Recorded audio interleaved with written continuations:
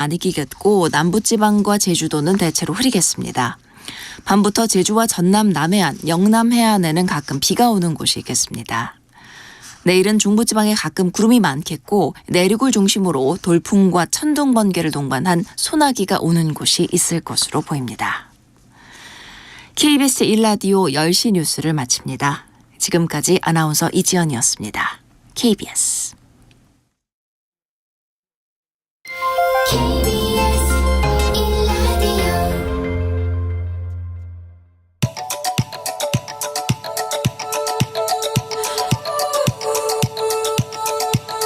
김성환의 시사야.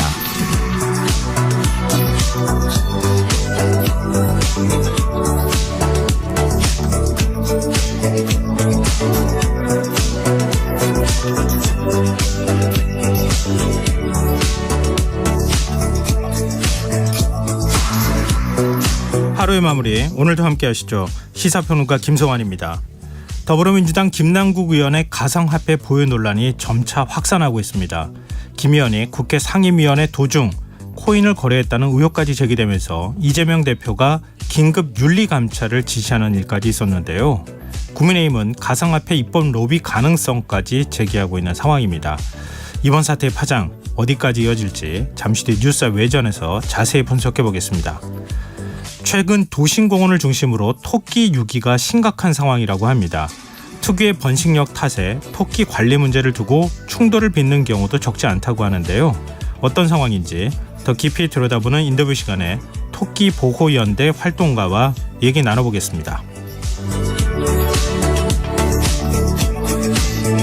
김성환의 시사에는 청취자 여러분들의 관심과 참여 기다립니다. 방송 내용과 관련해 의견 있으신 분들은 문자 보내주십시오. 당첨된 분들께는 모바일 쿠폰 보내드릴 텐데요. 참여하실 번호는 샵 9730이고요. 짧은 문자 50원, 긴 문자는 100원의 이용료가 부과됩니다. 또 저희 방송을 유튜브를 통해서도 실시간으로 시청 또 참여하실 수 있는데요. KBS 1라디오 채널 들어오셔서 구독, 좋아요 많이 눌러주시길 부탁드립니다. KBS 1라디오 김성환의 시사야. 그럼 지금 시작하겠습니다.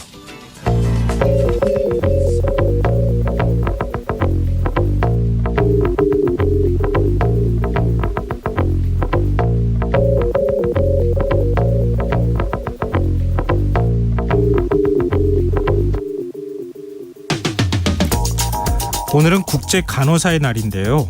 간호사의 사회 공헌을 기리는 날임에도 간호사들은 거리에 나섰습니다. 현직 간호사들과 전국 200여 개 간호대 학생들이 서울 광화문 일대에서 대규모 집회를 열고 간호법 제정을 촉구했는데요. 이렇게 많은 간호사들이 한자리에 모인 건 100년 만에 처음 있는 일이라고 합니다. 사실 어제는 간호법 제정에 반대하는 의료단체들이 부분 파업을 벌였죠. 이들은 간호법 조항 가운데 지역사회라는 언급이 간호사들의 단독 개원을 가능하게 하고 의사들의 진료 범위를 침범할 소지가 있다고 주장합니다. 간호사의 처우를 개선하기 위한 것이라면 간호인력인권법 제정, 그러니까 간호사 1인당 적정 환자 수를 법제하면 된다고 이야기하는데요. 정말 이것만으로 충분한 걸까요? 최근 국회에선 우리나라에 공식적으로는 존재하지 않는 사람들이 기자회견을 했습니다. 이들은 자신들이 미국엔 있지만 우리나라에는 없는 직군인 진료 지원 간호사라면서 의사가 부족해 수술장 보조, 대리 처방을 하고 있는 현실을 폭로했습니다. 간호사들이 사실상 전공의의 업무를 대신하고 있다는 건데 그 수가 10,000명을 넘는다고 합니다. 이런 현실을 외면한 채 간호법 제정만 문제 삼는 것 정말 괜찮은 걸까요? 대통령의 간호법 제정안 거부권 행사 시한이 이제 일주일 앞으로 다가왔는데요. 의료계의 혼란을 막기 위한 정부와 정치권의 중재력 발휘가 시급해 보입니다. 오늘 밤 당신 안에 꿈틀거리는 지식 충전 본능이 깨어납니다. 여러분의 자유탐구 영역 김성환의 시사야.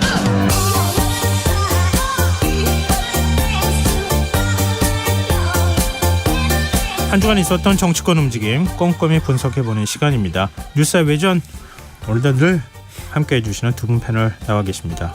배종찬 인사이트K 연구소장 자리하셨습니다. 안녕하세요. 안녕하십니까. 김민나 시사평론가 모셨습니다. 안녕하세요. 안녕하세요. 네. 민주당 김남국 의원 코인 투자 의혹 이 얘기부터 좀 해야 될 것 같은데요. 네. 이게 처음에는 이게 불법이냐? 뭐 이런 반문을 했을 당시까지만 그렇습니다. 해도 이렇게까지 파문이 커질 줄 몰랐어요. 예. 근데 의혹이 점점점 커지면서 지금 상임위 회의 도중에 뭐 한동훈 법무부 장관 청문회 하면서도 뭐 지금 코인을 거래했다 이런 의혹까지 지금 그렇습니다. 제기가 되고 있는 상황인데요. 이 지금 이번 논란 파문 어떻게 보십니까? 뭐 데이터를 분석하고 또 이제 정치권의 각가지 이제 논란을 보면서 논란이 길어지는 것 자체도 상당히 부담스러워지기도 하지만 민주당 입장에서 보자면 네. 어느 정치 세력이든 간에 또 하나는 뭐냐면 이게 미스터리화 되는 것이 더 안 좋습니다. 왜냐하면 이게 예. 계속 미궁 속으로 빠지거든요. 그러면 지지층마저도 납득 못하는 상황이 되면 우군이 없어져 버리는 거죠. 네. 그러니까 어떤 여론이 있을 때 그 부정적인 여론을 좀 옹호해 줄 수 있는 세력이 이제 지탱을 하려면 네. 분명히 그런 해명할 수 있는 거리를 공유할 수 있어야 되는데 네. 그게 안 만들어지는 거죠. 지금 짧게만 이제 요약을 해서 설명을 드리면 김남국 의원 관련해서는 이게 이제 코인입니다. 계속 이게 이제 코인 리스크가 아니라 코인 리스크가 되는 게 투자 자금의 미스터리예요. 일단은 이게 연결이 돼야 되는데 잘 연결이 되지 않는다. 또 하나가 이 매매 시간의 미스터리. 어떻게 저 시간에 매매를 했지라는 게 납득이 안 가는 것이고 네. 마지막 하나는 뭐냐면 이런 이제 논란이 있을 때 제일 좋은 방법은 단칼에 해명을 하는 것이 제일 좋은 방법이거든요. 네. 근데 돈봉투 같은 경우에도 여전히 뭐 미궁 속에 있는 건 하지만 그래도 대체로 그림은 그려져요. 이렇쿵 저렇쿵 이렇게 해서 이럴 거다라는데 이건 의혹 해명 자체가 미스터리입니다. 그러다 네. 보니까 문제는 뭐냐면 더불어민주당 지지층마저도 옹호해 주지 못하는 상황이 되고 있다. 이게 이제 김남국 의원 개인도 그렇지만 당 쪽으로 퍼지는 그 영향이 더 부담스러워지는 거죠. 이번 파장이 여론에 미치는 어떤 영향의 측면에서 좀 더 뭐 방점을 찍어서 설명을 해 주셨는데 김민하 평론가께서는 어떻게 보세요? 김남국 의원은 또 이런 얘기를 해요. 하늘에서 떨어진 돈은 없다. 코인 투자에는 뭐 문제가 없다. 이런 식의 얘기를 하고 있거든요. 누가 코인 투자했다는 그 사실 자체만 가지고 문제 삼는 건 아니잖아요. 지금. 하늘에서 떨어진 돈은 없다는 얘기는 이 자금 출처가 소명이 된다 이 뜻인데 하늘에서 떨어진 돈은 없는데 하늘에서 떨어진 코인은 지금 있는 걸로 확인이 되지 않았습니까?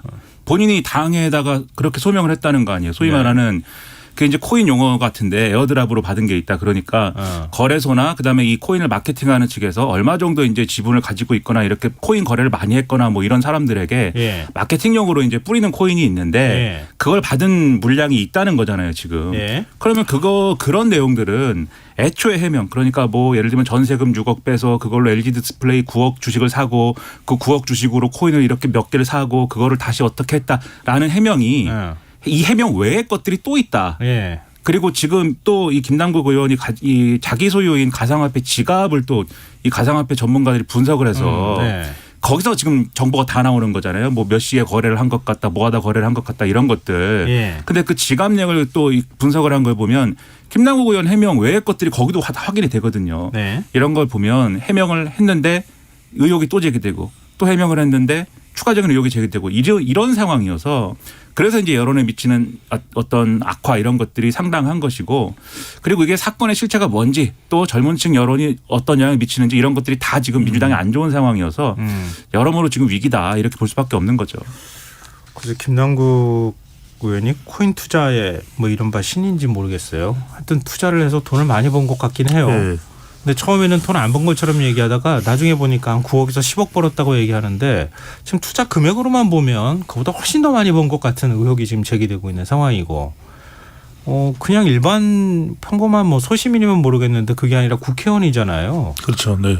법안을 발의했다는 거 아닙니까? 네. 게임산업진흥법. 거기에 가상화폐 정의가 포함이 되면 이른바 플레이투원이라고 하죠. P2E. 그러니까 돈을 버는 게임에서 가상화폐가 거래되도록 하는 길을 틔워주는 역할을 하는데 그 11명 발의한 의원 가운데 한 명이었다. 근데 그 시점에 가상화폐를 마침 또 그런 화폐를 갖고 있었다.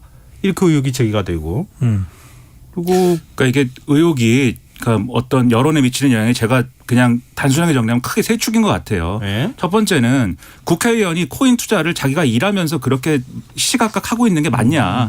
그리고 도덕성이 뭐 윤리성에 관한 문제와 좀 더 그렇죠. 가까운 문제일 것 그리고 같고요. 재산신고라든가 이런 걸 그렇게 허술하게 한 게 맞냐. 그러니까 국회의원의 직무를 가지고 코인 투자를 하고 재산신고 제대로 안 하고 자기 일 열심히 하지 않은 이런 상황들 이 적절하냐는 이 의문이 하나의 축이고 또 하나의 축은 이게 어떤 형사사건하고 연관되어 있냐 사건의 실체가 뭐냐 이 부분이 있는 것 같아요. 그래서 첫 번째로 네. 예를 들면은 애초에 이제 뭐 제기된 어떤 음모론적인 그런 것들은 민주당이 무슨 뭐 대선 자금을 세탁한 거 아니냐 네. 이 의혹이 있었고 네. 그다음에 최근에 얘기가 나오는 거는 게임 업체로부터 일종의 로비를 받은 거 아니냐. 그러니까 이 위믹스 코인이라는 게 애초에 시장에 공시된 것보다 훨씬 더 많은 물량을 지금 발행을 했다는 거고 네. 그 발행한 물량이 어떻게 된 거냐에 대해서는 이미 논란이 있었거든요.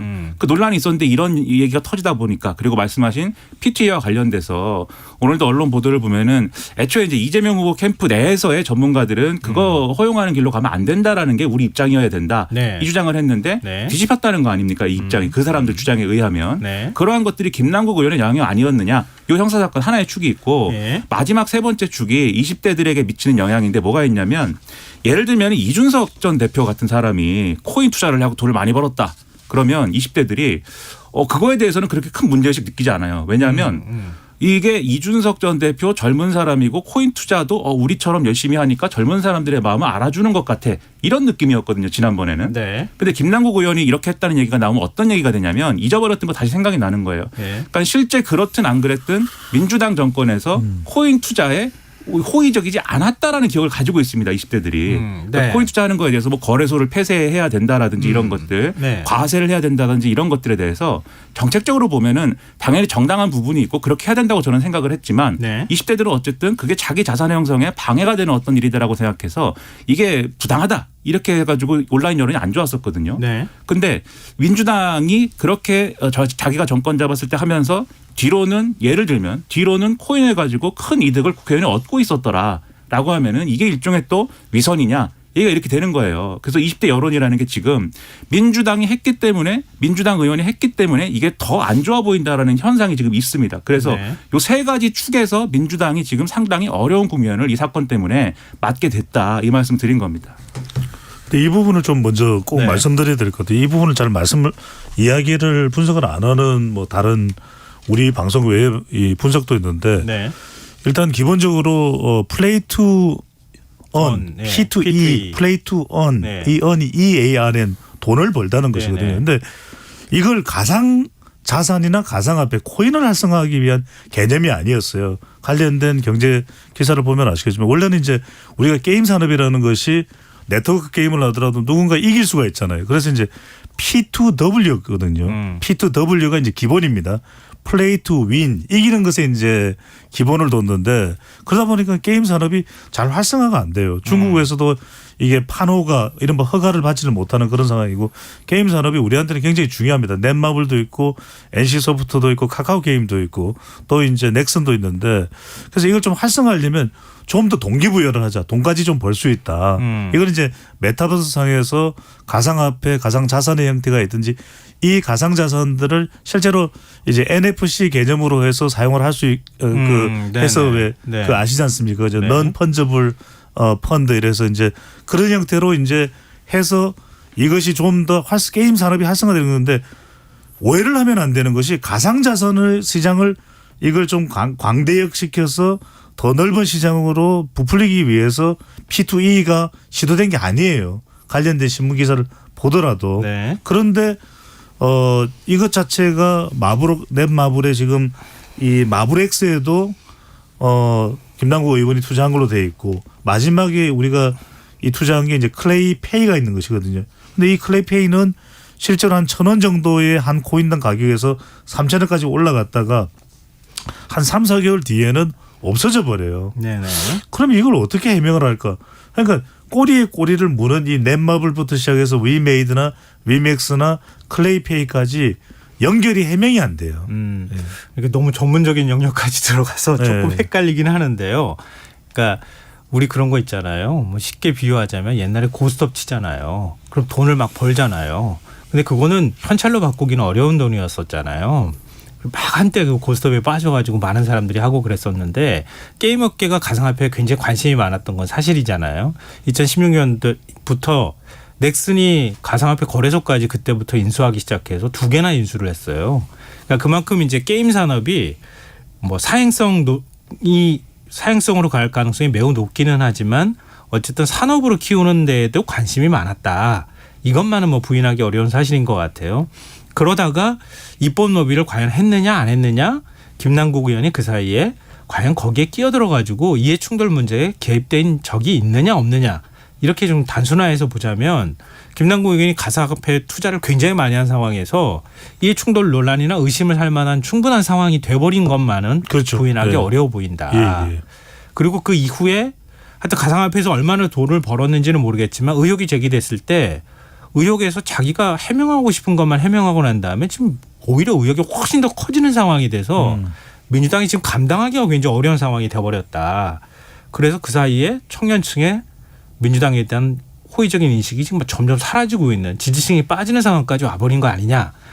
이러다 보니까 이재명 대표가 사실 민주당 대응도 너무 늦은 거 아니냐는 지적을 받지만 긴급 윤리감찰까지 지시를 했어요.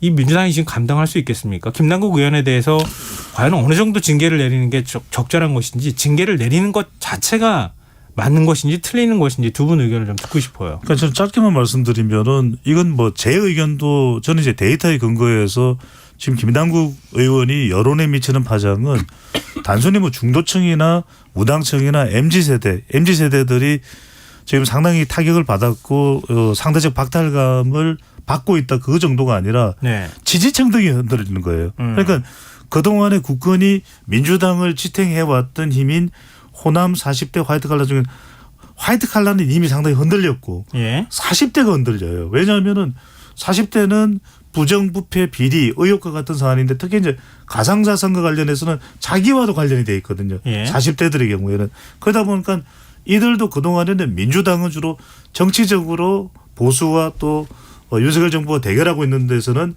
민주당 쪽에 힘을 실어줬지만 이건 뭔가 아까도 말씀드렸지만 이 호의를 그러니까 김남국 의원을 감싸줄 수 있을 만한 그런 공유 인식을 가질 수가 없는 상태가 돼버리거든요. 그러니까 제가 하는 이야기가 아니라 지금 민주당 내부에서 또는 다른 더불어민주당이 아닌 야권에서는 김남국 의원 제명 이야기가 나와요. 실제 그렇게 보도가 네네, 되고 있고. 네. 그러니까 지금은 걷잡을 수 없는 상황인데 가장 큰 이유는 해명을 계속 김남국 의원이 해도 끝없이 해소가 되지 않는다는 것이 치명적이다. 이걸 네네네. 이재명 대표와 또 아주 가까운 관계로 인식되고 있는 김남국 의원이거든요. 네. 그래서 저는 뭔가 지금 이재명 대표 또 의원총회에서 박강원 원내대표가 난상 토론을 통해서든 이 쇄신을 이야기한다고 했는데 여기서 뭔가 나와야 될 것 같아요. 그러니까 월요일쯤에는 김남국 의원에 대해서 당은 어떤 입장이라는 게 적어도 오늘이 금요일이니까 네. 나와야 될 상황일 것 같아요. 그러니까 민주당이 지금 전당대 돈봉투 의혹까지 받고 있는 상황에서 뭐 검찰이 수사 중이긴 하지만 김남국 의원 사태까지 지금 터지는 거 아닙니까? 그리고 또 민주당이 뭐 윤리감찰단이 조사를 한다 하더라도 이게 말끔하게 의혹이 해소되기가 좀 쉽지 않은 상황이다. 검찰이 수사하는 것도 아니고 그렇다면 민주당은 과연 어떤 조치를 취해야 하는가? 이게 굉장히 큰 숙제란 말이에요. 그러니까 지금 지지층도 못 믿는 상황이다라고 말씀해 주신 게 지지층 입장에서는 첫째로 민주당이 이 문제에 제대로 대응을 못한다. 둘째 제대로 대응을 못하기 때문에 아마 선거에서 질 것이다. 여기까지 이제 보는 거예요. 그래서 이거 뭔가 민주당에 경고해야 되는 것이고 민주당에게 뭔가 부정적인 신호를 보내지 않으면 안 된다라는 여론이 지금 있는 것이어서 돈봉투 의혹에 대해서도 제대로 대처를 그렇죠. 못했는데 뭐 하나 제대로 대처하는 게 없지 않습니까? 여기서 네. 대처라는 것은 크게 나누면 두 가지. 첫째는 절차가 있고 두 번째는 정치가 있어요. 그러니까 절차라는 문제에 있어서는 지금 말씀하신 대로 민주당이 할 수 있는 뾰족한 게 없습니다. 네. 절차라는 거는 징계라는 거는 절차에 따라 해야 되는 것이고 사실관계가 확인이 안 된 상황에서 징계를 막 함부로 할 수는 없는 거잖아요. 네. 예를 들어서 김남국 의원에 대해서 지금 사실관계가 제대로 밝혀지지 않았는데 제명을 했다. 그 김남국 의원이 뭐 누구처럼 법원으로 가서 가처분 신청하고 그런 상황 될 수도 있는 거 아닙니까? 네. 그리고 이게 만약에 징계를 허술히 했다가 뒤집어지면 또 그것대로 민주당이 이제 웃겨지는 것이고 네. 그렇기 때문에 절차는 명확해야 되는데 절차는 절차대로 이제 사실관계 확인으로 가야 되는데 문제는 뭐냐면 제가 볼 때는 문제가 정치에 있는 거예요. 왜냐하면 돈봉투 의혹도 그렇고 이 문제도 그렇고 사람들이 볼 때 누군가 민주당의 누군가가 어떤 잘못을 했다라고 할 때 민주당이 그 잘못에 대해서는 정말 봐주지 않는다. 그 잘못에 대해서는 정말 엄하게 뭔가 처리를 할 것이다. 이런 인상을 주고 그런 정치를 우리가 하겠다라고 말하는 게 중요한데 네. 그 얘기를 안 합니다. 지금 돈봉투 사건에 대해서도 돈봉투를 뭐 받았는지 줬는지 또는 송영길 전 대표에게 무슨 이득이 됐는지에 대해서 별로 말하지 않고 딴청 피다가 원내대표 새로 뽑고 할 거 다 하고 나서 이 돈 받은 것으로 돼 있는 이 그리고 돈 받고 돈 뿌린 것으로 돼 있는 2명의 의원 뭐 탈당합시다 이런 거잖아요 지금. 그리고 그 탈당을 한다는 의미가 이게 어떤 꼬리 자르기인 것인지 뭘 더 알아보겠다는 것인지 미리 우리가 돈봉투의 사실을 알고 있었지만 그동안 얘기 안 하다가 악화됐으니까 얘기를 한다는 것인지 유권자들 입장에서 어떤 맥락인지 모르거든요. 네. 마찬가지입니다. 김남국 의원에 대해서도 이 의혹이 제기된 지 며칠 동안에 나온 얘기나 이런 걸 보면은 김용민 의원 이런 분들이 이 서민도 자산 투자해가지고 돈 많이 가질 수 있게 하는 게 민주당의 정치다라고 얘기하는데 전혀 안 맞는 얘기 하다가 또 민주당에 이제 김남국 의원이 소명하고 나서 민주당에서 나온 얘기가 소명이 대체로 맞는 것 같은데 라는 얘기 나오다 또 뒤집히고 하니까 네. 이게 그러니까는 유권자들 입장에서는 못 믿는 거거든요. 그렇다면 이걸 명확하게 어떤 틀이다라는 걸 제시를 해야 돼요. 그러니까 김남국 의원에 대해서 가능성이 이 김남국 의원의 의혹과 관련돼서 가능성이 1번, 2번, 3번 이러저러한 가능성이 있는데 각각에 대해서 이런 경우라면 우리가 이런 정도의 처분을 하겠다. 또는 이런 정도에 그친다면 적어도 우리가 이렇게 하겠다. 이게 예상이 돼야 되거든요. 네. 그 신호를 줘야 되는데 네. 지금도 이재명 대표가 뭐 윤리심판원에 제소한다. 요거 정도지 않습니까? 이것은 사실관계를 따져서 징계를 하겠다라는 취지에 불과한 것이기 때문에 예. 지금 이 정치적으로 대응하는 문제에서의 심각한 어떤 문제가 드러나고 있는 것이다라고 저는 생각을 합니다. 네. 이건 뭐 김남국 의원 한 명의 문제가 아니다. 민주당 차원의 문제일 수도 있다. 이런 문제에 대해서 뭔가 예측 가능한 징계나 예측 가능한 조치를 취하고 있지 못하다. 그게 민주당이 가장 심각한 문제다. 이렇게 말씀을 해 주셨어요. 민주당이 앞으로 어떻게 대처하는지 뭐 조금 더 저희가 지켜보고 네. 그 대처에 대한 뭐 적절성 여부에 대해서 다시 한번 토론할 기회가 있을 것 같고요. 네. 마지막으로 이 얘기만 좀 짧게 얘기하고 그다음에 주제를 좀 바꿔봤으면 좋겠어요. 국회의원 가상자산 보유 현황을 전수조사하자. 그리고 가상자산을 공직자 재산 신고 때 신고할 수 있도록 하자. 이런 주장이 나오는 것에 대해서는 어떻게 보세요?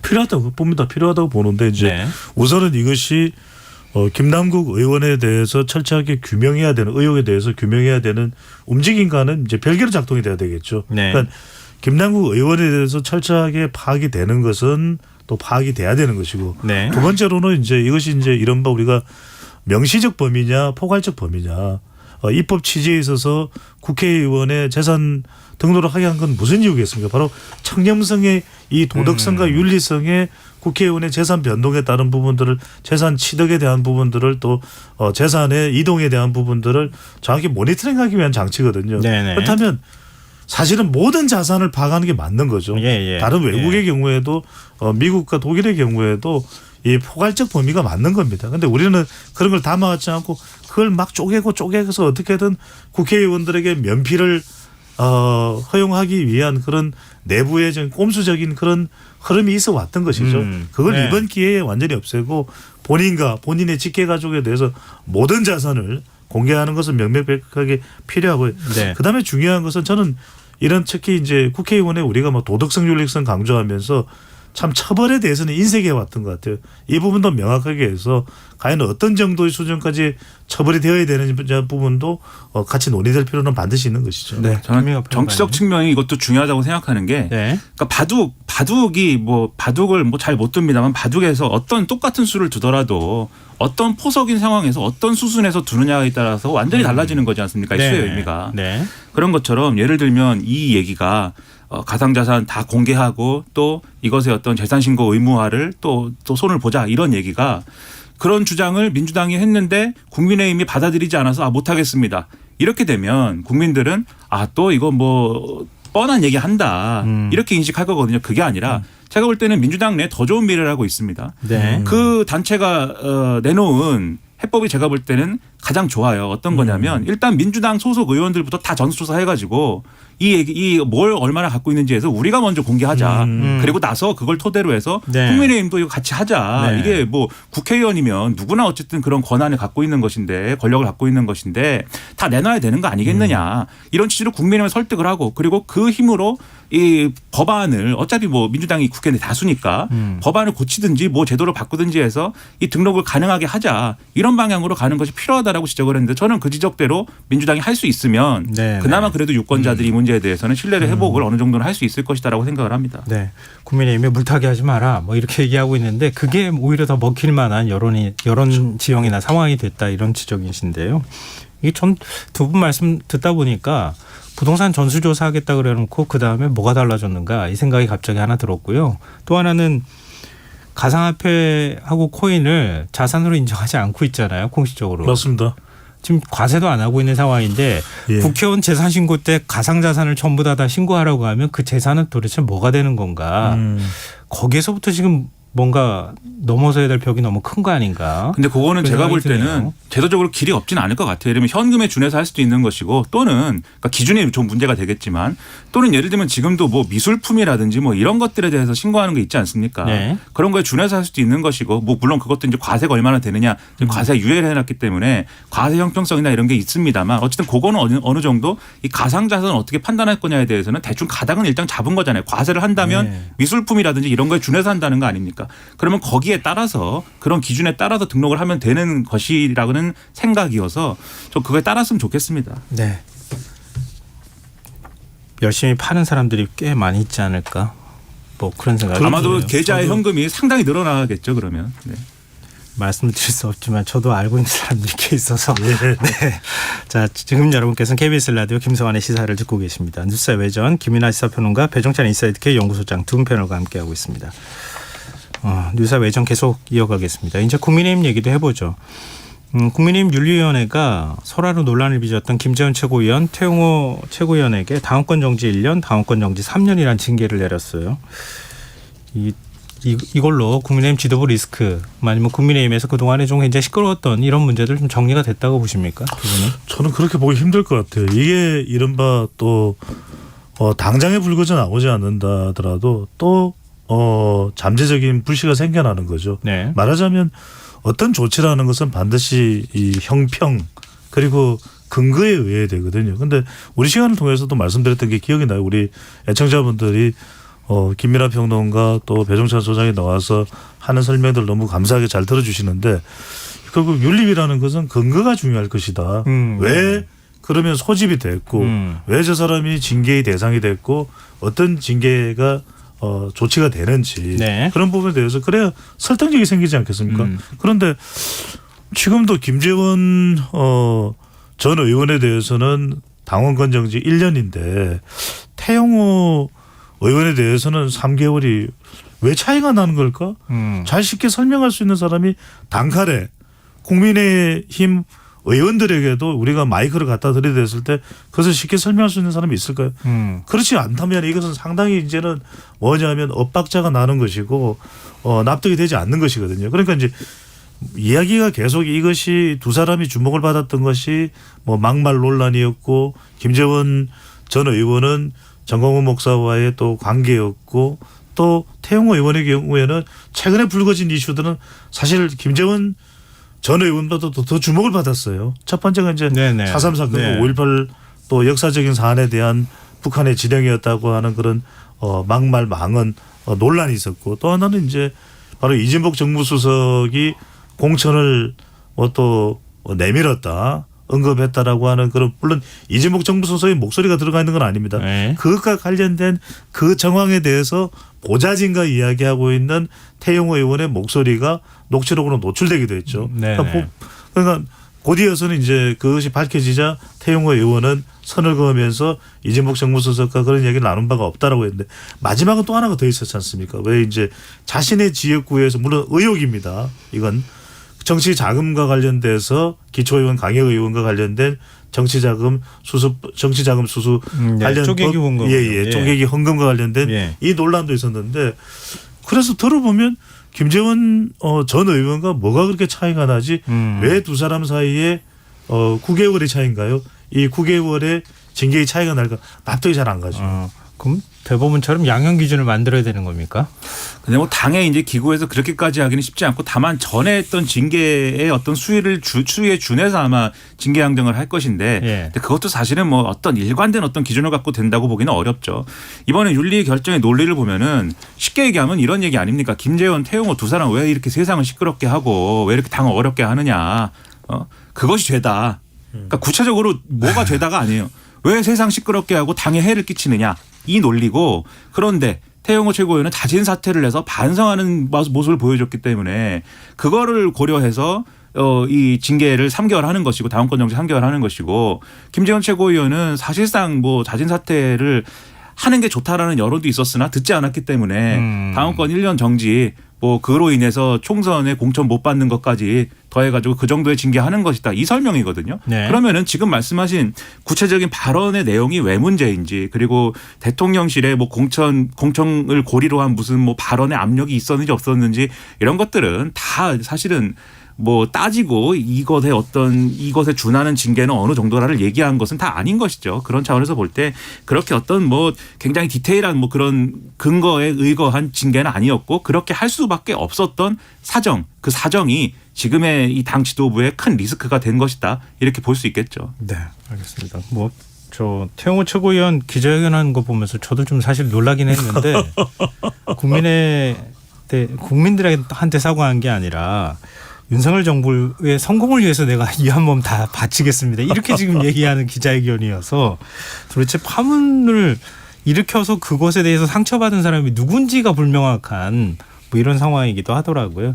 뭐 정치라는 게 어떤 딱 규정에 따라서 움직이는 법률하고 좀 다른 그런 잣대라는 게 있기는 하지만 뭔가 좀 납득이 잘 안 된다 이런 말씀 좀 딱 하나만 말씀드리면 네. 이번 윤리위의 이 처분 결정을 보고서 사실 정치적으로는 김재원 전 의원이 훨씬 더 중진이고 정치적 경험이 풍부하거든요. 그런데 요 며칠 새 보여줬던 정치력을 놓고 보면은 태영호 의원이 상당히 정치적이구나. 상당히 정치적인 수단이 뿜뿜했구나. 이런 이야기들을 하더라고요. 근데 저는 거기에 조금 더 덧붙이면 네. 태영호 의원은 그럼에도 불구하고 공천과 관련돼서 이 징계를 안 받은 건 아니기 때문에 징계받은 이력이 어느 정도 작용을 할 겁니다. 그래서 공천에 불리하게 작용을 할 건데 그걸 뚫고 나갈 수 있느냐 그거에 대한 어떤 자기 확신이 있어야 될 것이고 김재원 최고위원 아마도 이건 저 혼자만의 생각인데 무소속 출마하겠죠. 공천 못 받으면. 그리고 무소속 출마하고 그다음에 지금 뭐 흉흉한 여의도 소문이라는 것은 새로운 신진 세력들이 어쨌든 다수 공천을 받을 것인데 그 공천을 줄 만한 데는 결국 당선이 유력한 곳 그러니까 대구 경북 지역을 중심으로 한 영남권 그리고 수도권 일부이다라는 거 아니겠습니까? 그러면 공천을 나는 실력대로 하면 받을 수 있는데 위에서 내리꽂아서 못 받았어라고 주장하는 사람들이 무소속으로 많이 나올 거거든요. 네. 그 대열 중에 하나일 거야 아마도 김재원 최고위원이 그런 그림대로 가면 그 힘으로 아마 당선된 다음에 다시 뭐 당에 복귀하는 시나리오를 그리는 것이 아닌가. 정치적 계산이 양쪽이 좀 다른 것 같습니다. 네. 그런 이야기도 정치공학적 뭐 전망이니까요. 그런 이야기도 나오는데 저는 뭐 짧게만 덧붙이면 저는 선뜻 납득하기 힘든 게 최고위원 자리까지 내차고 그렇게 무소속으로 출마해서 아예 강을 건너버린다. 돌아오지 못할 강을 건너 저는 선뜻 납득하기는 어려워요. 네, 김재원 최고위원한테 자꾸 당이 공천을 안 줘요. 이게 몇 번째인지 모르겠어요. 네. 뭐 정치적 시나리오를 쓰자면 뭐 굉장히 많은 시나리오를 쓸 수 있을 거예요. 뭐 정광훈 목사랑 같이 뭘 한다더라 뭐 이런 얘기까지도 나오기던데요. 그건 뭐 김재원 최고위원의 선택에 달린 문제니까요. 좀 이상하게 공천을 자꾸 못 받게 돼요. 네. 마지막으로 그 한국갤럽 여론조사 결과 좀 소개해주면서 그 윤석열 대통령 국정 지지율이 조금 소폭 올랐다고 하는 얘기들 좀 저희가 얘기하고 그리고 코너 마무리하면 어떨까 싶어요. 김민하 평론가께서 소개를 좀 해주시죠. 한국갤럽이 자체적으로 지난 9일부터 11일까지 4일간 전국 만 18세 이상 남녀 1,000명을 대상으로 조사를 했는데요. 윤석열 대통령의 국정 수행 운영에 대해서 긍정평가가 35%, 부정평가가 59%였습니다. 그러니까 지난주와 비교하면은 긍정평가와 부정평가가 모두 이제 그 전 조사보다 이제 2%포인트씩 올랐다라고 볼 수가 있겠는데요. 네. 긍정평가 이유로는 외교 35%, 국방안보 일본 관계 개선 6%, 전 정권 극복 5%, 전반적으로 잘한다. 경제 민생 이상 4% 등이었습니다. 부정평가 이유로는 외교 32%, 경제 민생 물가 12%, 일본 관계 강제동원 배상 문제 7%, 독단적 일방적 소통 미흡 6%, 전반적으로 잘못한다 5% 등이었고요. 그다음에 한일 정상회담에 대한 평가를 별도로 조사를 했는데 예. 응답자의 49%는 성과가 없었다라고 평가를 했고 성과가 있었다라는 응답 33%, 의견 유보가 18%였습니다. 성과가 없었다라고 본 응답자는 실익이 없다 14%, 과거사 무시 사과 안함 12%, 양보 퍼주기 반함 11%, 후쿠시마 오염수 문제 10%, 한일 없음, 내용 없음, 구려 외교, 일본의 저자세 등이 7%였고요. 성과가 있다고 평가한 사람들은 한일 관계가 개선됐다 32%, 경제 도움이 된다, 수출 투자 유치했다 11%, 미래지향적, 과거사 정리, 역사 문제 해소 노력, 회담 자체가 의미가 있다 등이 8%, 국방, 안보, 동맹 강화가 5% 등이었습니다. 자세한 내용은 중앙선거여론조사 심의 홈페이지를 참조하시면 되겠습니다. 네. 지금 두 분이 한 번 정도씩 말씀하실 네네. 시간이 있는 것 같아요. 그러니까 지금 이 지지율 조사 나온 거, 그 네네. 내용 분석해 주시는 것과 함께 예. 앞으로 조금 더 지지율이 회복될 가능성이 있는지까지 좀 덧붙여서 말씀해 주시면 좋을 것 같아요. 우선적으로는 지지율을 이제 뭐 더 회복을 한다라는 것은 결국 윤석열 대통령도 중도나 무당층을 껴안기 위한 쪽으로 MZ 세대도 흡수하기 위한 움직임 쪽으로 옮겨가야 되는 것이거든요. 그거는 어떻게 국정 운영 스타일을 조정하느냐에 달려 있는 것 같고요. 네. 그래도 지금 이번에 조금 올라간 걸 보면은 미국 플러스 민주당이라고 봐야 되겠죠. 미국은 뭐 일본 효과는 그다지 크지는 않은 것 같아요. 다른 네. 질문에서도 보면 이 한일 정상회담의 효과를 물어본 것도 그렇다면 한미 정상회담의 이 긍정 평가가 조금 여진이 더 지속된 게 있고 또 하나는 결국 이 상황에서 이제 지지층들이 결집을 합니다. 네. 조금 더 이제 지지층이 결집했고 무당층에서 지지율이 좀 올라가는 거. 그다음에 결정적으로는 더불어민주당의 김남국 파장 또 돈봉투 파장 이 이중 파장이죠. 이중 리스크 파장에 대한 반사 이익을 얻어갔다. 이렇게 봐야 되겠죠. 네. 김민하 평론가 어떻게 보세요? 다른 조사까지 종합을 하면은 이 한미 정상회담 이후에 윤석열 대통령의 이제 국정수행 지지율이 상승세인 것은 분명히 보입니다. 네. 거기에 따라서 윤석열 대통령이 또 자신감 회복을 하고 뭐 이렇게 가는 것 같은데 네. 지금 뭐 최근에 나온 대통령의 발언 여러 가지 다 전 정권 탓 굉장히 강하게 하고 있는 그런 상황이고 아마도 5월 18일 날 기념식이라든가 뭐 이런 자리에서 중도 공약 또는 포용, 뭐 통합, 뭐 이런 메시지를 내놓을 것이다라고 지금 얘기를 하고 있는데요. 네네. 저는 전 정권 탓만 하는 것으로는 제가 볼 때는 추가적인 어떤 이 상승 기류나 이런 것도 타기 어렵다라고 보고 보수 유권자층이 일부 결집에 그칠 거다라고 보거든요. 예. 근데 오히려 전 정권 탓만 계속 얘기를 하는 그러한 방향으로 가고 아예 총선 전략까지 갈 것 같아서 그것은 우려가 됩니다. 그러니까 총선을 현 정권을 현 정권을 지원할 것이냐 아니면 이 정권을 심판할 것이냐 이렇게 가는 게 아니라 전 정권과 거대 야당을 심판할 것이냐 현 정권을 심판할 것이냐 이런 구도로 가겠다라는 듯이 보이는데 예. 그렇게 가면은 굉장히 제가 볼 때는 바람직하지 않은 것이어서 네. 이 정권의 철학 그리고 하겠다는 어떤 정책 이런 걸 중심으로 해서 이슈 파이팅 아젠다를 던지고 이걸로 전국을 끌고 가는 것이 훨씬 더 앞으로 지지율 상승에 도움이 될 것이다 이렇게 말씀드립니다. 아, 5월 이 중에 말씀 제가 네네. 마지막으로 좀 이거 굉장히 중요한 얘기를 해주셨는데요. 예, 예. 그러니까 지금 취임 1주년 맞아서 윤석열 대통령이 굉장히 자신감 있는 모습들을 보여줬단 말이에요. 이전하고 조금 더 다른 모습들까지 보여진 느낌이거든요. 사실 많은 분들이 비슷하게 네. 느꼈을 것 같은데 이렇게 국정 운영의 동력을 좀 더 확 붙이는 작업을 하면서 5.18 광주 민주화운동 기념식에 참석해서 작년에도 그랬잖아요. 취임 직후에 바로 참석했을 때 지지율이 확 올라가는 현상이 나타났는데 그렇죠. 거기에서 뭔가 메시지를 던질 가능성 어떻게 보세요? 그렇습니다. 그렇게 하는 것이 맞을 거고 그렇게 또 하리라고 네. 보여지고 그게 네. 그렇게 해야 또 이제 지지율을 오르고 저는 이제 최근에 윤석열 대통령의 자신감은 좀 외교 쪽이라고 봐요. 미국하고. 네네. 근데 그래서 이제 그 여지를 살려나가는 게 이제 이번에 그 히로시마 G7 정상회의 이후에 한미일이 이제 함께하는 이 한미일 정상회담에서 조금 더 윤석열 대통령은 네. 지지율 반등을 노릴 것이고 여기서 이제 중요한 게 감성적인 부분이 뭐냐. 야구 선수 장훈도 이야기했거든요. 그러니까 네. 기시다 후미오 총리와 히로시마 원폭의 한국인 희생자 위령비에 위령비. 예. 그게 저는 중요한 대목이 될 것 같아요. 이재명 네네. 대표를 만나면 활용 점정이 될 거다라고 저는 생각합니다.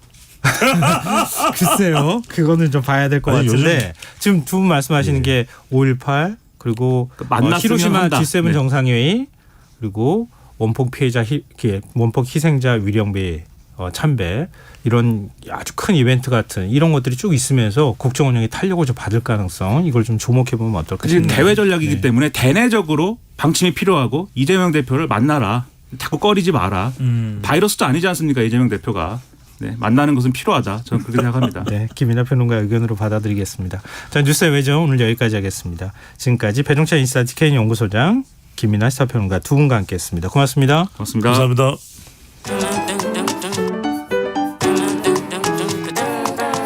일일 시사권장량 채워가세요. 골고루 담았습니다. 당신만을 위한 하루 시사 김성환의 시사야.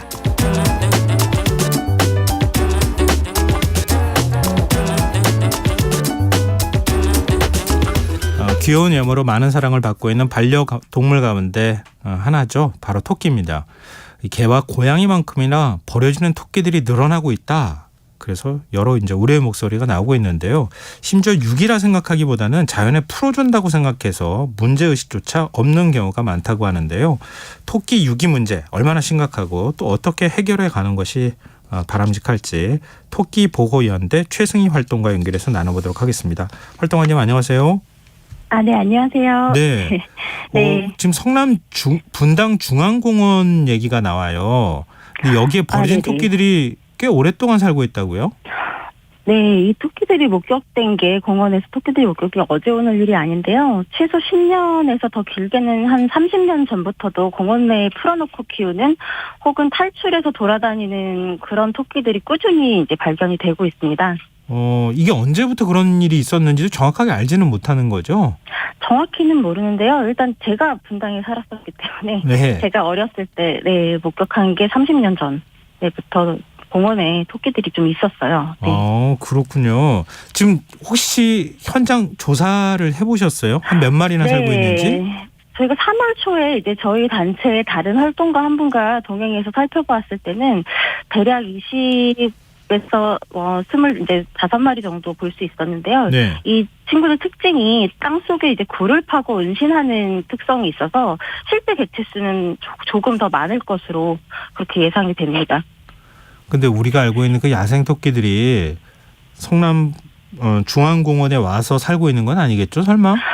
네, 이 야생 토끼라고 말씀을 하셨는데 이제 우리나라 자생종인 메토끼는 아주 깊은 지리산 산골 거의 그 정도를 가야지 이제 보실 수가 있고요. 네. 그러니까 보통 사람들이 그냥 맨눈으로 목격하기에는 이제 거의 평생에 한 번도 힘드실 거라고 보시면 돼요.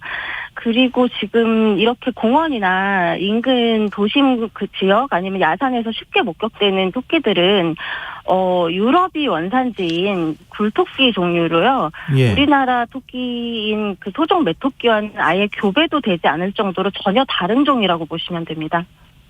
근데 같은 토끼인데 서로 교배도 네네. 안 될 정도로 멀어요, 유전적으로? 네, 영어로는 이제 굴토끼랑 레빗이라고 하고요. 네. 그 우리나라 이제 살고 있는 메토끼 종류는 헤어라고 아예 영어는 표기조차도 달라요. 그렇군요. 근데 가서 그 토끼들의 상태도 살펴보셨지 않았겠어요? 네. 환경에 잘 적응하고 있던가요? 일단 이 친구들이 저희가 털짐승이잖아요. 그래서 인간을 제외한 포유류 대부분이 이제 그럴 텐데요. 예. 아무래도 이제 털 상태가 어떤 건강의 척도라고 보시면 되거든요. 근데 저희가 방문해서 좀 가까이에서 관찰할 수 있는 친구들을 봤을 때는 하나같이 이제 모질이 그렇게 좋지가 못했고요. 좀 푸석하고 결도 매끄러워 보이지 않고 듬성듬성 이제 빈 곳도 있고 그래서 이제 풍성하고 탐스러운 그런 털이 아니기 때문에 건강 상태가 전반적으로 좋지 않은 걸로 보이고요. 또 이제 영역 다툼 때문에 좀 여기저기 외상, 물린 상처 같은 것도 굉장히 많이 보였습니다. 그러면 이런 토끼들은요, 도심 공원에서 사는 거잖아요. 뭘 먹고 사는 거예요? 지금 이게 일단은 그 환경이 제가 말씀드렸듯이 그 분당 신도시 개발과 함께 공원이 이제 조성된 지가 한 30년 됐잖아요. 예. 이제 아실지 모르겠지만 이제 민둥산 같은 그런데 조림 사업을 하게 되면 이제 나무를 심게 되면 나무가 이 자람에 따라서 그 아래에 소식할 수 있는 식물 수종이 이제 달라지잖아요. 네. 그러니까 지금은 조성된 지 30년이 지나서 그 토끼들이 주로 있는 이제 그 주민들이 먹이를 주신다고 하시더라고요. 주시는 그 먹이 외에는 그 굉장히 우거진 숲 아래라서 풀이 한 포기가 없었습니다. 아, 그러니까 그래요? 자생을 할 수 있는 환경은 전혀 아니었어요. 먹을 수 있는 풀이 전혀 없는 그런 환경이었습니다. 이런 토끼들이 굉장히 네. 오래전부터 사실상 집에서 기르던 토끼나 이런 것들을 유기하면서 아니면 또 탈출하면서 그러니까 도심 중앙에 있는 공원에 가가지고 정착하면서 살게 됐다. 이렇게 네네. 얘기가 되는 거잖아요. 네, 유기가 일단은 문제가 된 거고요. 예. 이게 토끼가 한두 마리 목격이 되면 또 토끼가 있는 곳에다가 토끼를 더 버리시는 경향들이 있으세요. 그쪽에 토끼가 사니까 버려도 되겠다. 그러니까 그 기존에 있던 토끼조차도 유기가 된 토끼나 그 유기 토끼 중에서 일부가 살아남아서 또 번식을 하고 어떻게 이제 몇 마리가 남게 된 그런 거는 잘 모르시고 예. 토끼가 있으면 토끼가 살 수 있는 환경이라고 생각하고 그 장소에다 다시 유기를 하고 이게 반복이 되는 패턴들이 있거든요. 아, 같이 어울려서 살면 잘 살겠지. 그렇게 생각하고 토끼를 거기다 갖다가 네, 유기한다고요? 일단은 뭐 토끼들이 먹을 게 좀 있는 환경인가 보다 이렇게 판단들을 하시고 유기를 하시는 경우가 꽤 있는 걸로 알고 있습니다. 네. 근데 우리가 이거 뭐 잘못된 생각일 수 있겠지만 기존에 이제 네. 토끼가 살아가는 방식에 대해서 학교 다니면서 메토끼를 실제로 본 적은 별로 없을 테니까요. 네. 산에서 잘 살아가겠지 이렇게 생각을 하잖아요. 내가 그렇죠. 유기를 하면 뭐 근처 산에 올라가 가지고 토끼가 거기에서 야생에 적응해 가지고 잘 살고 있으려니 이렇게 생각할 텐데 지금 그 야생에서 적응해서 살 수가 있습니까?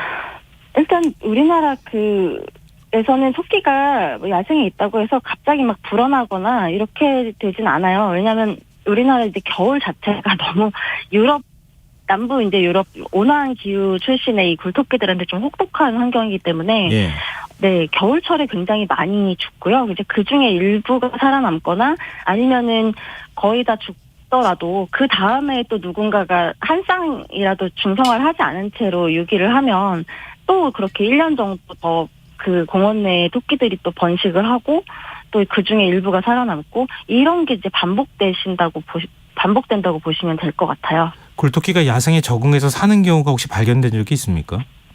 일단은 우리나라에서는 아직은 뭐 적응이라고 하기에는 이 정도 환경이었으면 아마 굉장히 많이 늘어났을 텐데 예. 뭐 이렇게 계속 적응하지 못해서 죽고 또 일부만 남아서 어느 정도의 개체 수가 유지되는 거를 그거라고 보시면은 또 그렇게도 볼 수가 있겠죠. 근데 저는 이제 이렇게 사람이 주는 먹이를 먹고 예. 살 수밖에 없는 그런 환경에서 지내게 하는 것은 좀 바람직하지가 않다고 보고요. 일단 공원에 있는 토끼들을 보면 조금 이게 여기 사는 토끼구나 이렇게 생각하지 마시고, 예.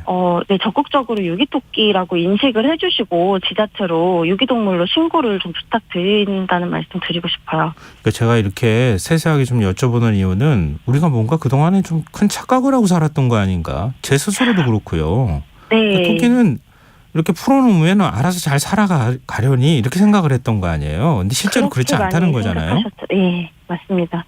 이게 토끼가 이제 개정된 동물보호법에 예. 개와 고양이 그다음에 뭐 토끼, 패럿, 기니피그랑 햄스터랑 같이 반려동물로 지금 지정이 돼 있어요. 그래서 개, 고양이랑 마찬가지로 토끼를 산에다가 버리시거나 유기를 해도 이것도 동물보호법상 처벌 대상이 되는 거고요. 아, 네. 그렇군요. 결코 산에다가 이제 풀어주신다고 이게 방사다 이렇게 생각은 안 하셨으면 좋겠습니다. 지금 토끼 보호연대에서 이 보호소를 네. 운영 중에 계시다고 들었어요. 네, 맞습니다. 네. 이런 토끼들이 다 그렇게 발견이 되고 유기된 네, 토끼들을 네. 데려와서 지금 보호하고 있는 겁니까? 네, 정말 많은 토끼들이 저희한테 지금 와 있는데요. 예. 이제 이 토끼들은 뭐 각양각색의 사연들을 가지고 있는데 저희가 한 마리 두 마리 이제 개인이 유기하는 것보다도 이제 2020년도에 배봉산 둘레길 토끼장이라든지 뭐 21년도에 송도 토끼섬 문제라든지 네네. 네, 그런 식으로 지자체나 어떤 공공기관에서 조성한 토끼장에서 너무 많은 개체가 불어나니까 예. 그 다음에 감당이 안 돼서 대량으로 뭐 유기가 되거나 이런 일들이 이제 종종 있었거든요. 작년에 이제 가재울 초등학교에서 군포 수리산에 40여 마리 유기한 사건도 그랬고요. 예. 그런 일이 있을 때 저희한테 정말 많은 부담으로 다가와요. 저희가 정말 보호소에 있는 유기토끼들을 한 마리 두 마리 구조를 해오고 싶어도 그렇게 큰 게 생길 때마다 한 번에 수십 마리씩을 저희가 이제 데리고 오게 되는 상황들이 꼭 벌어지기 때문에 이게 어쨌든 전반적인 인식이 그런 지자체나 뭐 관공서 이런 그런 곳에 학교에서조차도 토끼를 어떤 반려동물이나 하나의 생명체로 보지 않고 그냥 토끼라는 집단 어떤 뭉뚱그려서 예. 구경거리 뭐 이런 식으로 조금 볼거리나 구경거리 뭐 이렇게 조금 인식하시는 게 굉장히 좀 안타까운 부분입니다. 그러니까 처음에 지자체에서 토끼를 뭐 시민들이 좋아하니까 잠깐 풀어놨었는데 막 개체수가 불어나서 감당을 못하니까 토끼 보호연대 좀 보호해주면 안 되겠습니까? 이렇게 의뢰가 온다는 거예요? 일단 아니요. 의뢰가 먼저 오진 않고요. 이제 시민들이 그 안에서 감당이 안 되니까 먹이가 항상 부족한 상태고 그러니까 막 싸우다가 다치고 뭐 죽어 있기도 하고 이러는 것들을 보고 저희에게 제보를 해주셔서 네. 저희가 상황을 알아보면 이제 자기들도 이게 좀 처리하기 굉장히 곤란한 상황이었다. 어떻게 하면 좋냐. 그래서 이제 같이 뭐 협력을 해서 중성화를 시키고 또 일부 입양을 보내고 저희가 또 데려오는 것 일도 있고요. 지금까지도 저희는 배봉산에 계속해서 이제 모니터링 차원에서 나가고 있거든요. 현장에도 아직까지 남아있는 토끼들이 중성화는 다 된 채로 있기 때문에 이렇게 그러니까 저희가 관리를 해야 되는 어떤 계속 가서 확인해야 되는 그런 곳이 늘어날 때마다 굉장한 부담이 좀 듭니다. 지금 보호소에서는 토끼 한 몇 마리 정도를 보호하고 있습니까? 네, 저희 입양 기다리고 있는 토끼가 지금 보호소에 80여 마리가 있습니다. 80여 마리요. 적지 않은 수인데 토끼 입양을 하시는 분들이 많습니까? 일단 지금 1인 가구가 굉장히 또 늘어났잖아요. 예. 네, 그리고 토끼가 아시겠지만 개랑 고양이랑 달리 이렇게 짖지를 않아요. 네, 소리를 내지 않는 동물이기 때문에 그렇게 좀 작은 원룸이라든지 이렇게 조금 좁은 환경, 좀 이렇게 그런 옆에 소음 같은 게 좀 걱정되시는 분들이 토끼를 이제 반려동물로 많이 선택을 하시고 있고요. 또 토끼만이 주는 또 그런 뭐 어떤 안정감이랄지 또 평온한 그런 게 있기 때문에 많이들 토끼를 또 좋아해 주시고 있습니다. 그 말씀 듣다 보니까 우리가 오해한 게 굉장히 많다 이런 생각이 드는데요. 마지막으로 방송 듣는 청취자분들께 부탁 말씀이나 하실 말씀이 있으시다면요. 네, 토끼가 이제 흔히 초식 동물이라서 그냥 막연히 키우기 쉬울 것이다, 순할 것이다 이렇게 생각하실 수 있는데요. 토끼가 키우기 결코 쉬운 동물은 아니고요. 털 빠짐도 심하고 하지만 이게 순하고 그런 건 아니지만 정말 다양한 성격을 가지고 있고 키우다 보면 말은 못하지만 또 그 토끼의 그런 다양하고 또 재미난 성격들이 반려동물로 더욱더 매력적이라는 것도 좀 알아주셨으면 좋겠습니다. 네. 입양에 대해서도 관심을 좀 적극적으로 가져주셨으면 좋겠다 이런 말씀이신 것 같습니다. 입양에 대해서 토끼도 굉장히 매력적인 동물이다. 네, 오늘 말씀 고맙습니다. 네, 감사합니다. 네, 지금까지 토끼보호연대 최승희 활동가였습니다. 김성환의 시사의 일부 순서 여기서 마치고요. 전 11시 정각 2부에 다시 오겠습니다.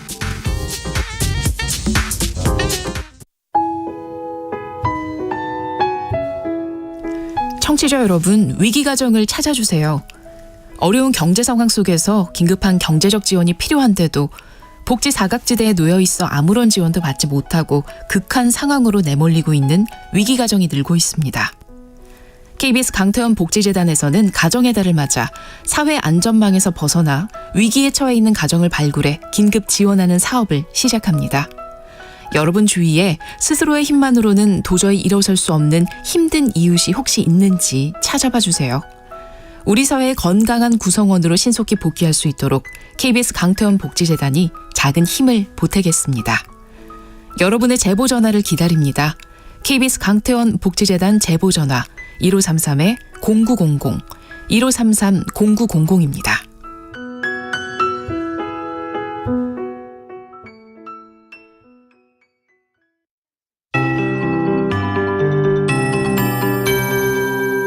KBS 58분 날씨.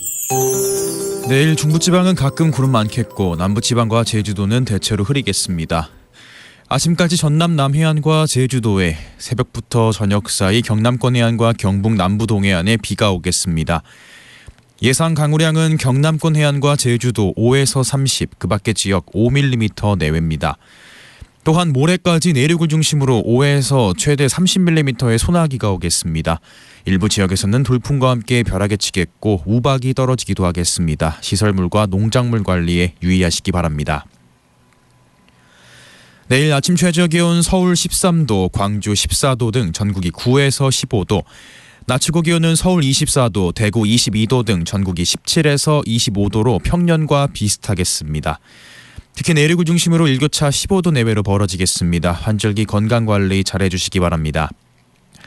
내일 전국의 미세먼지 농도 전 권역이 좋음에서 보통으로 예상되고 수도권은 오전에 나쁨 수준 보이겠습니다. 오전까지 서해안을 중심으로 안개가 끼겠습니다. 교통안전에 유의하시기 바랍니다. 서울 현재 기온 16.2도, 습도 73%, KBS 58분 날씨 박성준입니다.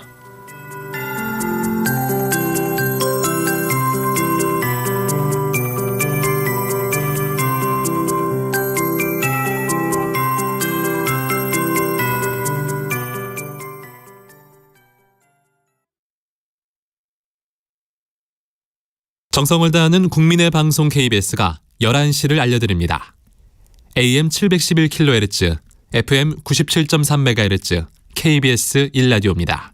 HLKA.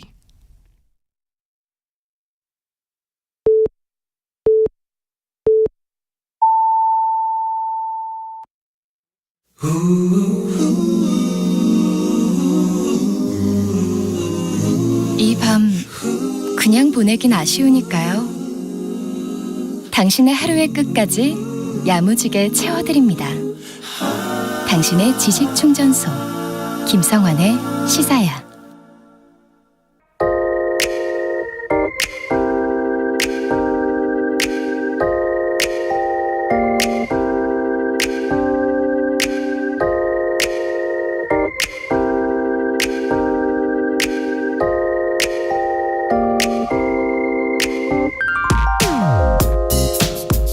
(40대) 남성 이모 씨는 코로나 사태로 일자리를 잃고 열흘 넘게 굶주렸다고 하는데요. 배고픔을 견디지 못한 그는 구운 달걀 18개, 5,000원어치를 훔쳤다가 경찰에 붙잡혔습니다. 검찰은 절도전과 구범이라는 이유로 그에게 징역 18개월을 구형했습니다. 세계 최대 아동 성착취 사이트를 운영한 손종호에 대한 검찰 구형량과 같았습니다.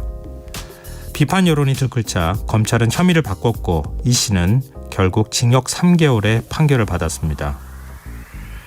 3년 전 벌어진 두 사건을 비교한 뒤 한 신문 기사가 지금은 어떨 것 같으냐라고 질문을 던졌습니다. 공정과 정의가 최대 화두가 된 세상이니 뭔가 달라졌겠지 기대하셨다면 틀렸습니다. 올해 3월 한 남성이 서울 북부지법 법정에 섰다고 합니다.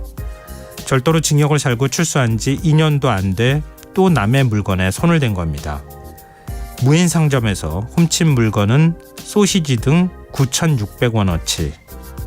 재판부는 생계형 범죄라는 사실을 인정하면서도 징역 1년에 실형을 선고했습니다.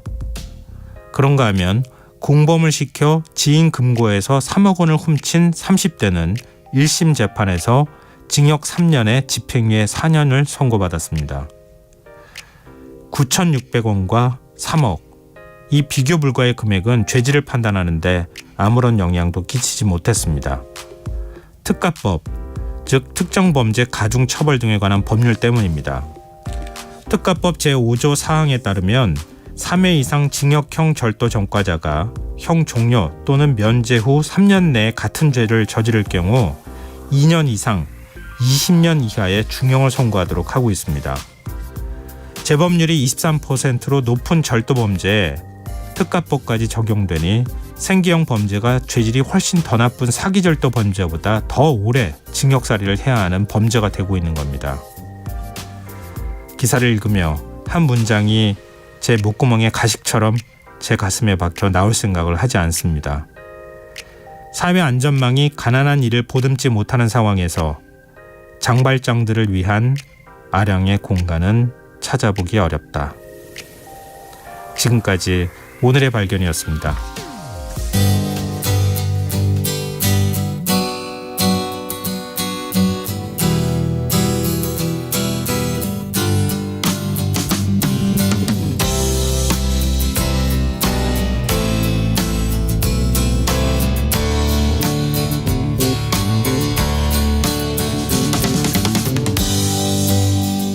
Changing of sunlight to moonlight, reflections of my life. Oh, how they fill my eyes.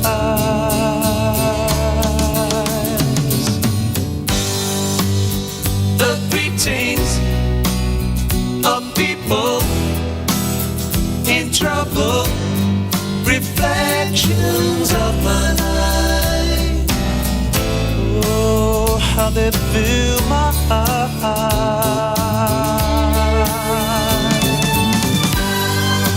All my sorrow, sad tomorrow. Take me back to my old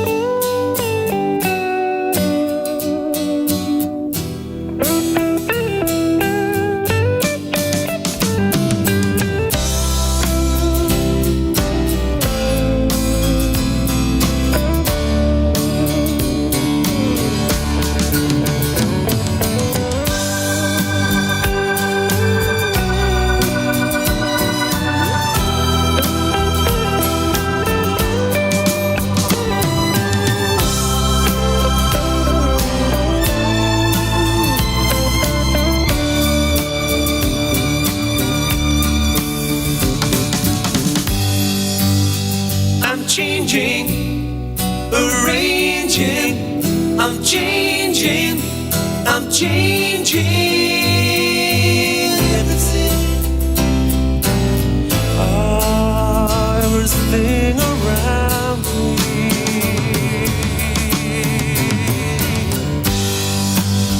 The world is a bad place, a bad place, a terrible place to be.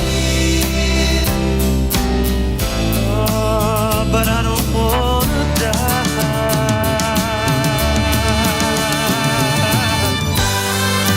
All my sorrow,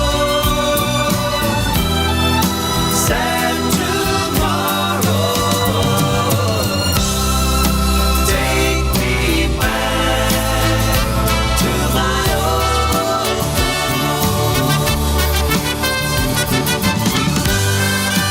All my crying, I'm crying, feel I'm dying, dying. Take me back to my old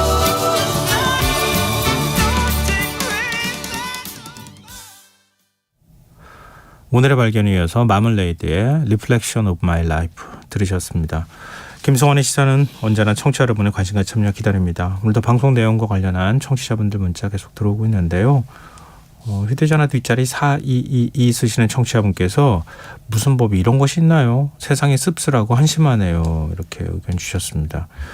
그리고 8356님 800원 횡령한 버스기사 해고가 정당하다고 판결한 판사도 대법관 하고 계시죠? 우리나라가 기업 금융범죄에 유독 관대하다지만 양형 때 죄가 중하지만 초범이고 죄를 반성하고 있다면서 감형해주는 그런 판사님들 발언 왜 씁쓸해지는 걸까요? 이렇게 의견을 또 주셨습니다.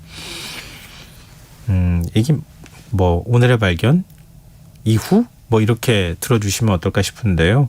사실은 사법부에서도 이 문제가 좀 이게 문제가 있다고 알고 있다 그러네요. 그래서 위헌법률심판 제청도 했다고 하고 그런데 또 헌법재판소는 일단 합헌 판결을 내렸다고 결정을 내렸다고 하고요. 국회에서도 법안이 발의된 적도 있다 그래요. 근데 또 이게 뭐 다른 뭐 죄목이나 이런 것들하고 형평성 문제 때문에 통과가 안 돼서 그래서 대안으로 나오고 있는 게 무조건 실형을 선고하기보다는 판사한테 벌금형도 선고할 수 있도록 그렇게 문구를 좀 추가해서 놓으면 법안에 그러면 조금 더 재량을 발휘할 수 있지 않겠느냐 이런 의견을 신문 기사는 제시하고 있더라고요. 그것도 하나의 방법이 될 수 있지 않을까. 형평성 문제가 된다면 그런 생각도 들었습니다. 참 법이라는 게 이렇게 문구 하나하나가 이렇게 중요합니다. 그래서 또 정치가 중요한 것이기도 한 것 같고요. 한 번쯤 청취자분들하고 같이 생각해 보는 시간을 좀 갖고자 이런 화두를 던져봤습니다. 네, 문자 주셔서 정말 고맙습니다.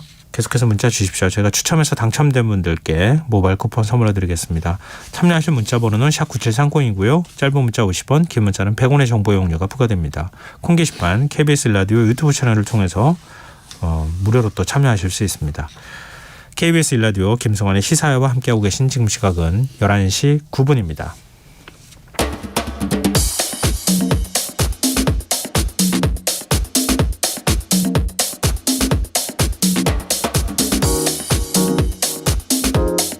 오늘 일어난 세상 곳곳의 소식들 당일 배송으로 전해드립니다. 밤참 뉴스 이현경 뉴스캐스터와 함께하겠습니다. 안녕하세요. 네, 안녕하세요. 네, 오늘 낮 전남 여수의 한 초등학교 체육관에서 천장이 무너지는 일이 있었어요. 참 정말 많이 놀랐습니다. 네. 세상에 천장이 무너진. 근데 지은 지 6년밖에 안 된 학교라는 게 더 의아스러운데요. 네. 오늘 낮 12시 20분쯤 전남 여수시 문수동의 한 초등학교 체육관이 체육 수업을 하고 있던 도중에 무대 위에 강당 무대 위에 천장에 있던 구조물이 와르르 쏟아졌습니다. 체육 수업을 하고 있던 중이었는데요. 체육관 무대 앞에 석고보드 수십 장 이렇게 무너져 내린 건데 그 석고보드가 깨지고 부서진 모습이 보도가 됐습니다. 오늘 낮 12시 20분쯤에 15m 높이의 천장에서 수직으로 붙어 있었던 석고보드 수십 장이 무너져 내리고 그 아래 체육교사랑 초등학교 3학년 학생 20여 명이 배드민턴 수업을 하고 있었습니다. 수업 중이었단 말이에요? 그럼 네. 머리 위에서 쏟아져 내렸단 말이에요? 네. 그래서 체육 수업 중이던 교사와 학생들이 다쳐서 병원으로 옮겨졌고요. 50대 선생님께서는 눈 주위 뼈가 부러지는 중상을 입었고 학생 13명도 부상을 입었습니다.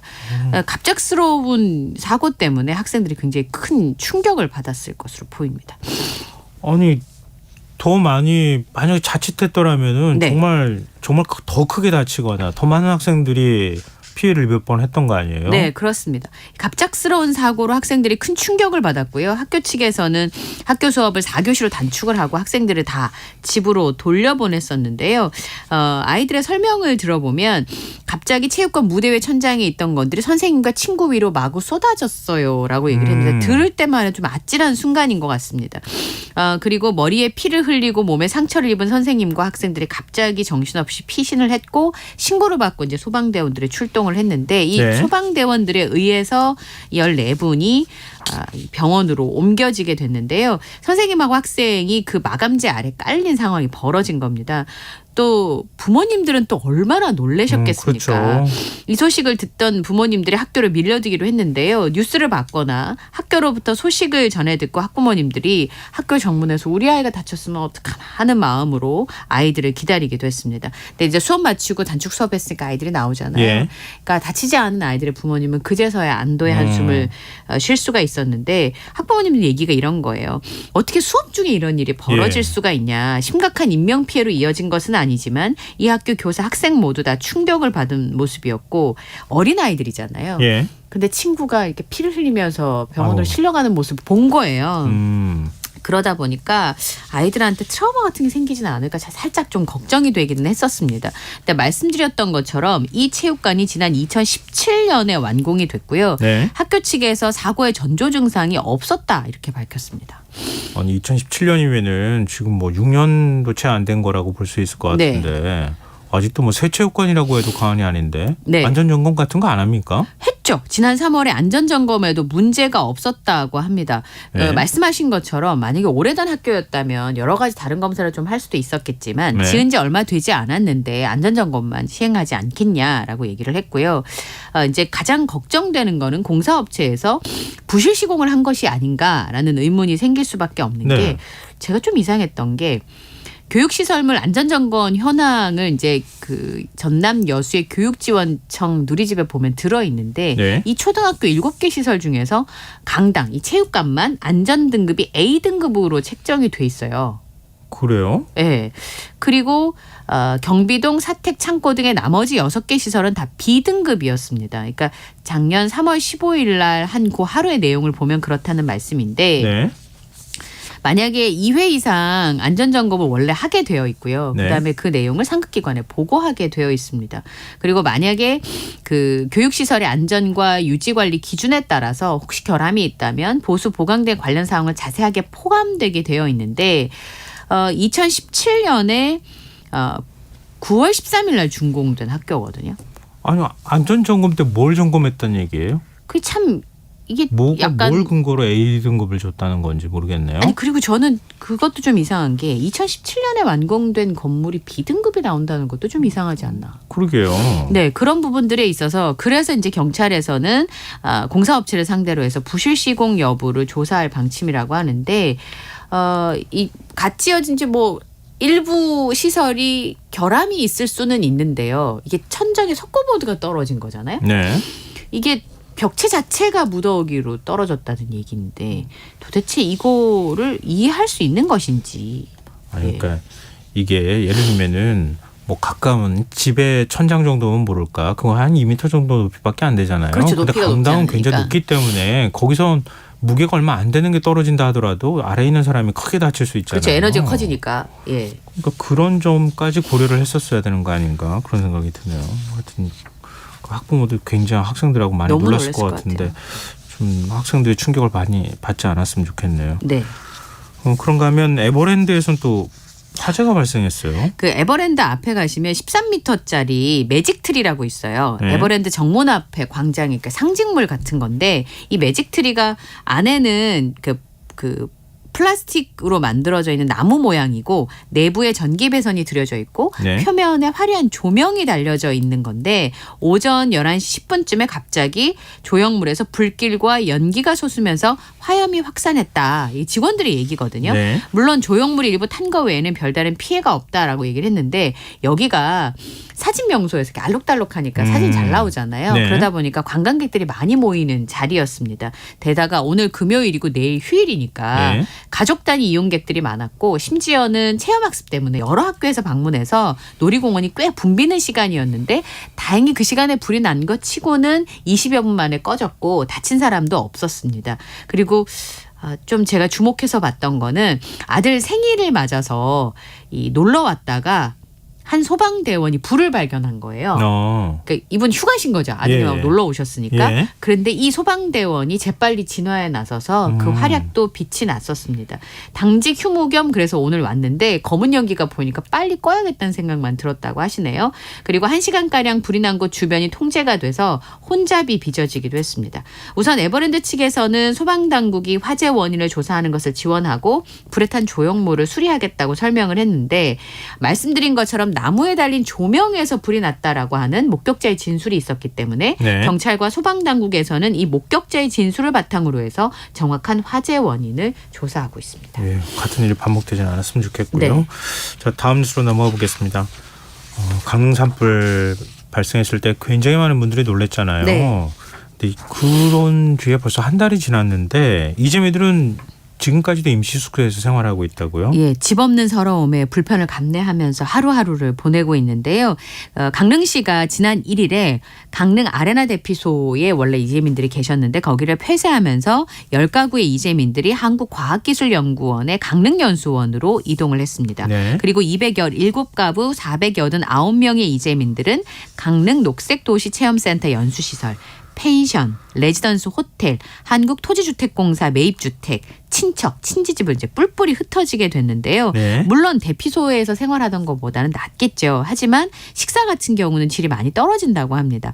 원래 대피소에 있을 때 단체 급식이 삼시세끼가 제공이 되고 간식까지 제공이 됐었는데 어쨌거나 따뜻한 국에 밥을 드실 수가 있었던 거예요. 근데 그 이후로 도시락으로 바뀌면서 점심 저녁 하루 2끼만 제공이 되고 네. 심지어 이제 어버이날이 며칠 전이었는데 네. 그때 도시락이 너무 부실해서 많은 분들이 마음에 상처를 입기도 했다고 합니다. 빨래는 원래 살던 시설에서 해결하거나 봉사단체에서 제공하는 빨래 서비스를 받고 있는데 이제 이 의류도 사실은 다 타버리고 못 갖고 나오신 분들의 경우에는 넉넉하지 않은 경우도 있고요. 심지어는 이제 대피소 생활을 하고 그 연수센터로 그 옮기신 분 얘기 들어보니까 동갑내 이웃분이랑 같이 생활을 하신대요. 네. 시설도 깨끗하고 지내기도 불편함이 없는데 이분들 같은 경우는 그런데 6월 10일까지만 여기 있을 수 있다는 거예요. 이분들이 돌아갈 기간이 데가 정해져 없으니까. 있다. 예. 예. 그리고 어떤 분들은 집이 멀쩡해도 거기가 이제 불이 났기 때문에 네. 다시 돌아갈 엄두가 안 나는 상황이고 트라우마 때문에. 예. 그래서 이제 이 기간 거주 기간들이 끝나게 되면은 어쨌든 어디든 구해서 나가야 되는데 네. 정부가 지금 보상이나 이런 부분들에 있어서는 얘기가 없는 거예요. 특히나 이번 산불의 원인이 바람 때문에 그 쓰러진 나무가 전선에 닿아서 불이 발생한 네네. 거잖아요. 예. 그러면 한전의 책임이 없다고 할 수 없는 상황이라서 그러면 정부나 한전에서 빨리 대책을 세워줘야 되는데 산불 비상대책위원회 얘기를 좀 들어보니까 아무것도 남아있지 않은 상태인데 진정한 사과와 피해 보상이 있어야 된다. 뭐 당연히 그 부분에 대해서 동의하실 텐데 그 부분에 있어 미흡한 대응이 이어지고 있는 모양입니다. 그러니까 이제 당장 생계를 이어가야 되고 삶을 꾸려가야 되시는 분들은 너무너무 답답한 상황인 거죠. 근데 예전에는 이런 경우에는 계속 대피소에 생활하기 어려우니까 임시 그쵸. 예 컨테이너라든가 네. 이런 것들 지원하기도 했었잖아요. 네. 그런 얘기가 지금 없네요. 말씀하시는 그리고 거 지난번에도 말씀드렸습니다만 피해 복구 비용조차도 지자체에서 마련하기가 어렵지 않겠냐 이런 네. 예상들이 있었잖아요. 예. 그래서 지금 복구나 피해 하는 그 부분들조차도 논의가 그렇게 제대로 이루어지지 않고 있다는 보도들이 나오고 있어요. 그러니까 그런 거예요. 국민 여론이 관심을 갖고 국민들이 이렇게 지켜볼 때는 막 빨리빨리 해요. 그죠? 네. 그러다가 뭐 기사도 안 나고 관심이 좀 뜸한 것 같으면 갑자기 느려지는 것 같은 느낌? 네. 이게 그냥 느낌입니까? 아니면 실제로 그런 겁니까? 느낌이어야 되겠지요. 예. 좀 그러지 않길 바랍니다. 그리고 강릉 산불로 장애를 앓고 있던 아들과 어머니가 크게 다쳤다는 사연도 뒤늦게 좀 알려졌어요. 이거 제가 사연을 접하면서 너무 가슴이 아프던 게 강릉에서 대형 산불이 발생했을 때 동원 씨 모자, 가명입니다. 이분이 연기에 질식되기 전에 구조가 됐는데 화상을 좀 크게 입었어요. 네. 아드님인 동원 씨는 20대 후반이고요. 어머님 60대이신데 이 모자가 살고 있던 곳이 산불 발생 그 중심에 있었던 겁니다. 근데 이 당시에 굉장히 상황이 어려웠대요. 이 아드님이 그 병을 앓고 있습니다. 아까 말씀드렸던 근위영양증을 앓고 있는 상황이어서 몸을 마음대로 움직일 수 없는데 나이가 많으신 어머님이 불길이 굉장히 위험한 상황이어서 네. 구급차가 진입하기도 굉장히 어려운 상황이었다 그래요. 근데 불길하고 연기가 너무 심했기 때문에 근데 복지관 측에 도움을 요청을 했고 어머니께서 그 불길에도 불구하고 위험을 무릅쓰고 서너 번 시도 끝에서야 진입을 해가지고 이분들을 질식하기 직전에 무사히 구조할 수 있었습니다. 여기까지는 너무 다행인데 네. 대피관에서 어머니가 팔을 다치셨어요. 그러니까 네. 팔이 부러졌고 아드님은 아주 심한 화상을 입은 상황입니다. 어머니가 아드님한테 물수건을 덮어놔서 그나마 더 큰 피해가 없었던 것 같다고 회고를 하고 있는데 네. 이 모자가요 참 특이한 인연이에요. 한 살 때 아드님 동원 씨를 입양하신 거예요, 어머니가. 그리고 초등학교 무렵에 이 동원 씨가 근위영양증을 앓고 있다는 걸 알게 됐습니다. 근데 이 병이요, 근육이 점점 굳어가서 지금은 손가락 일부를 제외하고는 전신이 마비된 상황이에요. 네. 경제적으로도 굉장히 어렵기 때문에 산속에 있는 작은 집에서 여러 가지 응급 상황을 어머님이 대처하면서 살아왔는데 산불이 발생을 한 거예요. 구조는 됐지만 집은 다 타진 않았다고 합니다. 근데 공포가 있으니까 다시 돌아가기가 좀 어려운 상황이고 그래서 이제 동원 씨는 몸이 많이 아프니까 급하게 장애인 보호시설에 입소를 했는데 장애가 너무 심하다 보니까 보호자가 없이는 생활이 아예 안 되는 상황이고요. 네. 어머니는 팔이 골절된 상황이니까 같이 있어도 도와줄 수가 없는 상황이었던 거예요. 근데 최근에 이 동원 씨가 입소했던 장애인 보호시설이 코로나 환자가 발생을 했어요. 네. 그래서 어머니랑 같이 지금 함께 있긴 한데 어머니가 골절로 깁스를 한 상태라서 도움을 줄 수가 없는 상황이었습니다. 그래서 복지관 측에서 SNS를 통해서 관심과 도움을 요청하고 있는데요. 동원 씨와 어머니의 피해가 다른 산불 피해자보다 더 중요하고 시급하다고 말할 수는 없지만 회복할 일상조차 너무 힘겨운 모자에게 도움의 손길은 너무나 간절하다고 밝혔습니다. 모금 기간은 이달 말까지고요. 네. 후원 문의는 강릉시 장애인 종합복지관으로 문의하시면 됩니다. 네. 좀 사회적 관심이 좀 필요한 것 같습니다. 지금 여러분께서는 KBS 라디오 김성환의 시사회와 함께하고 계십니다. 밤참수 계속 이어가겠습니다. 포항에서 대전까지 택시를 이용하고는 요금을 내지 않고 사라졌던 일당 사흘 만에 경찰에 붙잡혔다고요? 네, 택시비가 28만 원을 안 내고 먹튀를 한 사연이었는데요. 네. 이 내용이 온라인 커뮤니티에 올라왔는데 그 택시 기사분의 자녀분이 얼마나 원통했으며 글을 올리신 거예요. 지난 8일 오후 2시 반쯤에 포항의 영일대 해수욕장 근처에서 여자 승객 2명을 태우고 대전 유성구까지 갔습니다. 3시간 10분 정도 운전을 했고 택시 요금은 28만 원이 나왔는데 교통카드를 이제 후불 결제를 하겠다고 한 거예요. 예. 자꾸 긁으니까 잔액 오류가 나오는 거예요. 잔액이 부족해서 결제가 안 된다고. 그래서 이 승객들이 택시기사분한테 집에 가서 송금해드리겠다라고 하면서 휴대전화 번호를 알려주고 사라졌어요. 예. 근데 돈을 입금 안 했고 전화도 안 받는 거죠. 근데 이 낯선 지역에서 택시기사분이 어마어마한 돈이잖아요. 28만 원이면. 그럼요. 막 헤매다가 늦은 밤이 돼서야 집에 돌아왔고 고소장을 접수를 했는데 처음에는 이제 후불교통카드로 결제를 하겠다고 하니까 거기까지 왔는데 승객들이 작정하고 먹튀를 한 것 같다. 심지어 아버지는 잘 모르고 당하신 것 같다. 너무 억울하다라고 하고 자녀들이 커뮤니티에 올리면서 알려졌고 블랙박스에 손님들의 모습을 모자이크 처리를 해서 함께 올린 거예요. 잡혔습니다. 대전 유성경찰서에서 오늘 사기 혐의로 20대 2명을 붙잡아서 조사 중인데 예. 처음에는 그럴지 몰랐다. 처음에는 카드에 돈이 있는 줄 알고 택시를 탔다. 계속 그렇게 주장을 하다가 추궁이 계속 이어지니까 일부러 택시기사를 속여서 요금을 내지 않았다고 혐의를 인정했다고 합니다. 조사 끝나고 나면 검찰로 송치될 예정이라고 하네요. 근데 이게 비슷한 일이 또 있었다고요? 네. 택시비 18만 원을 지불하지 않은 20대 남성을 붙잡아서 조사를 하고 있다고 하는데요. 대전 동부경찰서에 따르면 8일 오후 10시쯤에 광주 서구 종합터미널에서 택시를 타고 대전 동구 낭월동까지 도착을 했는데 택시비를 안 낸 혐의를 가지고 있습니다. 택시기사한테 다 잊어버렸으니까 집에 가지고 돈을 가지고 나오겠다.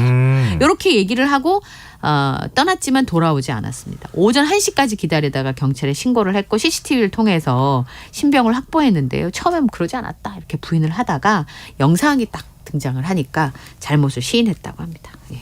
이거 한 사람이 그러니까 하루 종일 사실 일을 한 거잖아요. 그렇습니다. 그러니까 그걸 이런 식으로 안 주고 그렇게 떠나버린다거나 이러면은 얼마나 뭐랄까 허탈하겠어요. 그리고 뭐랄까요. 앞으로 택시 승객을 안 태울 거 아니에요? 네. 장거리 가겠다 그러면 안 갑니다. 이렇게 될 거 아니에요. 어떻게 믿겠습니까? 택시기사. 다른 사람들한테 피해를 주는데 말이죠.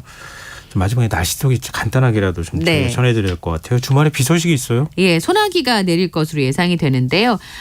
오늘 밤 제주를 시작으로 해서 남해안에 비를 뿌리고 주말에는 전국 내륙 지역에 국지성 소나기가 내릴 가능성이 있습니다. 제주도는 5에서 20mm가량 그리고 내일 새벽부터 남해안과 경해 남부 동해안 등의 남부지방에는 5mm 내외의 소나기가 내릴 것으로 보이고요. 아침 최저기온은 9도에서 15도, 낮 최고기온은 16도에서 25도로 일교차가 매우 클 것으로 전망이 됩니다. 네, 날씨 대비가 좀 필요할 것 같습니다. 주말에 어디 가실 분들은요. 자, 오늘 밤참수 여기까지 하겠습니다. 지금까지 이영경 뉴스캐스터와 함께했습니다. 고맙습니다. 감사합니다.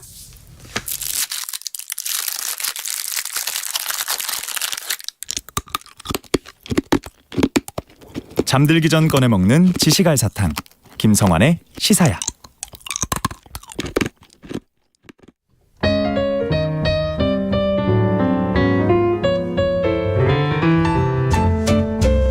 금요일 밤 촉촉한 감성 속으로 여러분을 안내해드리는 시간이죠. 심야음악다방 스피노프 스크린 음악다방. 오늘 역시 이미훈 음악 전문 기자 나와 계십니다. 안녕하세요. 네, 안녕하세요. 네, 오늘은 어떤 주제에 대해서 어떤 영화 음악 얘기해 볼까요? 요즘 극장가에서 핫한 영화로 일단 시작해 보겠습니다. 뭐요? 속칭 가오겔. 가오겔요? 네. 뭐죠? 못 들어보셨습니까? 가디언즈 오브 갤럭시. 네, 맞아요. 예. 가오겔 줄여서. 그리고 자꾸 줄여서 얘기를 하니까. 네. 요즘엔 웬만하면 5글자 넘어가도 줄이는 것 같아요. 네. 제 아이하고 대화가 네. 안 되더라고요. 이거 보니까. 약어를 너무 많이 써서. 예. 네, 저도 간신히 이제 가오겔까지는 아는데요. 예. 정식 정식 명칭이 이제 가디언즈 오브 갤럭시 3편이죠. 볼륨 3입니다. 예. 그동안에 이제 뭐 뮤지컬 영화, 음악 영화, 또 그냥 음악이 좋은 영화 뭐 등등등 많았지만은 이 가오겔은 좀 특별한 케이스라고 볼 수 있을 것 같은데요. 이 주인공이죠. 피터 퀼, 스타로드라고도 하는데 네. 이분이 이제 듣고 다니는 오썸 믹스라는 그 카세트 테이프 이게 이제 화제를 크게 모으면서 이 플레이리스트 즉 이제 선곡 목록 이 대중화에 특히 우리나라에서 이제 큰 영향을 끼친 작품이 되겠습니다. 저 옛날에 네. 뭐 워크맨이라고도 불리고 마이마이라고도 그렇죠. 하고 그랬었잖아요. 그렇죠. 네. 그거 잃어버리거나 버렸다는 생각하니까 그렇게 아까울 수가 없더라니까요. 그 영화 보고. 요즘에 갖고 비싸요. 있을 걸. 네. 그러니까 CD 플레이어는 아직도 안 버리고 갖고 있거든요. 조그만한 거. 근데 그거 정말 그거 갖고 싶어가지고 아마 그 시대 사시던 분들은 다 비슷하지 않았을까 싶은데요. 맞아요. CDP는 뭐 이렇게 말씀드리면 뭐하지만은 좀 큰 가치가 없고요. 오히려 요즘에는요. 그래요? 네. 그리고 한 번 고장나면 CDP는 고치기 굉장히 힘들다고 하더라고요. 오래된 것들 있잖아요. 예. 근데 이제 워크맨은 오히려 아직도 고치는 업체들이 상당히 많고 그리고 옛날에는 저희가 워크맨 막 세련된 거 살려고 그랬잖아요. 무채색이나 무광이나 뭐 은색이나 검은색. 요즘에 촌스러울수록 막 원색일수록 비쌉니다. 이게 복고풍 느낌이 더 많이 난다고 그래가지고 중고 시장에서요. 그러니까 더 아깝네요. 약간 연초록색이었거든요. 그러면 좀 먹어주는 색깔인데. 그러니까 이게 옛 것이라고 해서 무조건 버리는 게 능사는 아니다. 그러니까요. 네. 이 바로 가오겔인데 1편은 이제 2014년에 나왔어요. 9년 전입니다. 네. 이때 이제 마블 시네마틱 유니버스라고 해서 뭐 MCU라고 부르기도 하는데 네. 이 마블 시네마틱 유니버스의 10번째 작품으로 개봉을 했고요. 9년 만에 이제 3부까지 완성을 하게 된 이 시리즈. 여기서 이제 주인공이 워크맨으로 시작해서 이제 최근에 3편으로 오면은 MP3 플레이어 들고 다닙니다. 그러면서 이제 옛날 음악을 자주 이제 틀고 그게 극장 내에서 또 크게 스크린을 통해서 스피커를 통해서 또 흘러나오는 게 매력적이죠. 그러니까 저도 이 영화 봤는데요. 네. 처음에는 어색하잖아요. 네. 그러니까 뭐 카세트 테이프를 들으면서 우주를 막 다니는 거예요. 우주 공간을. 이율배반적이죠. 네. 말도 안 되는 거죠. 사실 어떻게 말도 안 보면. 되죠. 네. 근데 왜 굉장히 매력이 있는 거죠. 매력이 있더라고요. 그게 그래서 참 매력이 있는 것 같아요. 네, 맞아요. 네. 그리고 음악도 예전 음악들 이렇게 자연스럽게 흘러나오는 게 굉장히 정감 있기도 하고 이번에는 어떤지도 궁금해요. 음악이. 맞아요. 일단은 음악적인 면에서 약간의 변화가 있습니다. 예. 이제 1편과 그리고 2편에서는 주로 1960, 70년대 음악들이 많았어요. 특히 1970년대에 굉장히 많이 집중이 되어 있었어요. 네. 근데 3편에서는요. 1980년대, 90년대, 2000년대까지 이 시대적 배경이 조금 올라옵니다. 네. 스펙트럼이 상당히 넓어지고요. 특히 이제 90년대, 2000년대, 세기 말, 세기 초죠.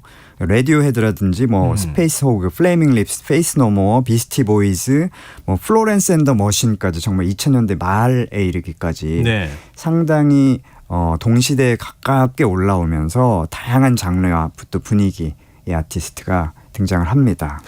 어떤 추억 돋는 음악을 또 들려주시 궁금한데요. 네. 어떤 곡 갖고 오셨어요? 이 곡은 정말 영화의 첫 장면 오프닝 시퀀스에 등장을 해서 음악 좋아하는 분들은 또 깜짝 놀라게 만드는 그런 장면이기도 한데요. 네. 레디오헤드 1993년에 발표했었던 1990년대 대중음악의 뭐 송가, 청춘들의 송가 중에 하나라고 볼 수 있을 것 같습니다. 크립이라는 곡이고요.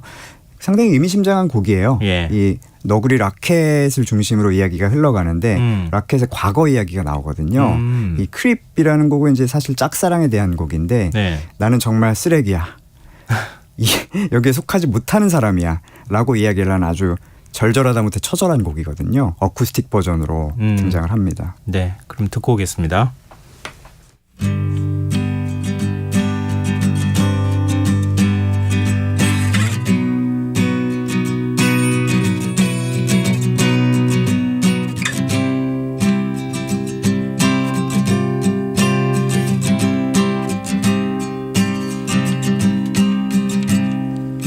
When you were here before, couldn't look you in the eye. You're just like an angel. Your skin makes me cry. You float like a feather in a beautiful world, and wish I was special. You're so very special, and I'm a creep. I'm a widow. What the hell am I doing here? I don't belong here. I don't care if it hurts. I wanna have control. I want a perfect body. I want a perfect soul. I want you to notice when I'm not around. You're so very special. I wish I was special, but I'm a creep. I'm a widow. What the hell am I doing here when I don't belong here? Whoa, whoa, she's running out again.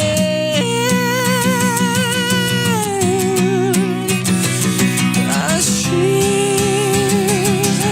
running out.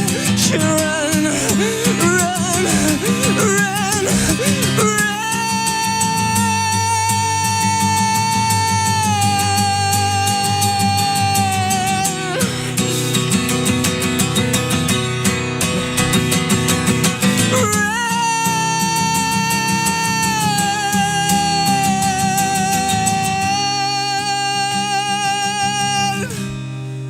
Whatever makes you happy, whatever you want. You're so very special. I wish I was special, but I'm a creep. I'm a widow. What the hell am I doing here? I don't belong here. I don't belong here. 가디언즈 오브 갤럭시 3편 가운데 라디오헤드의 크립 들으셨습니다. 이게 네. 원래 라디오헤드 크립 음악 나올 때 처음에 이렇게 담백하게 시작하다가 그 다음에 갑자기 밴드가 팍 나오잖아요. 왕 폭발하죠. 팍 하고, 예. 네. 근데 이건 그냥 기타 하나로 계속 나오는데 맞아요. 담백하면서도 네. 느낌이 색다르네요. 그렇죠. 정말 말 그대로 통기타 한 대에다가 목소리로만 구성한 어쿠스틱 버전인데 이 톰 요크의 목소리와 이 정말 혼신을 다한 가창 자체가 이것만으로도 그냥 한 곡이 완전 멋지게 완성이 되잖아요. 근데 이 곡이 어떤 분위기에서 나오는지 궁금하네요. 영화에서. 아, 그거는 이제 직접 보셔야 될 것 같습니다. 네. 저도 처음에 이 영화에 이 곡이 삽입됐다는 소식을 들었을 때 네. 너무 궁금해서 그거 궁금해서라도 영화를 봐야겠더라고요. 이제 아끼시는데요. 네. 아무래도 우주 공간이니까 굉장히 이렇게 네. 울리는 듯한 느낌이 들어오면 아주 네. 색다른 감성이 생길 것 같아요. 제 네, 생각에는. 일단은 톰 요크의 목소리 자체가 매직입니다.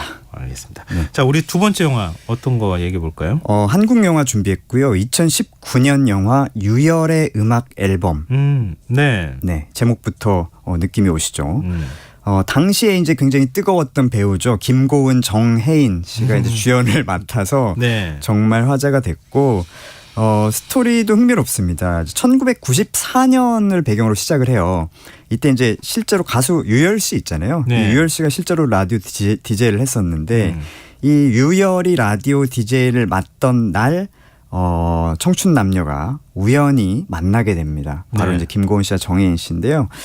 그 뒤에 꽤 긴 세월 동안 운명의 힘에 의해서 또는 운명의 장난에 의해서 만났다가 헤어지기를 반복하고 이러면서 서로에 대한 마음을 아슬아슬하게 키워가는 그런 영화가 되겠습니다.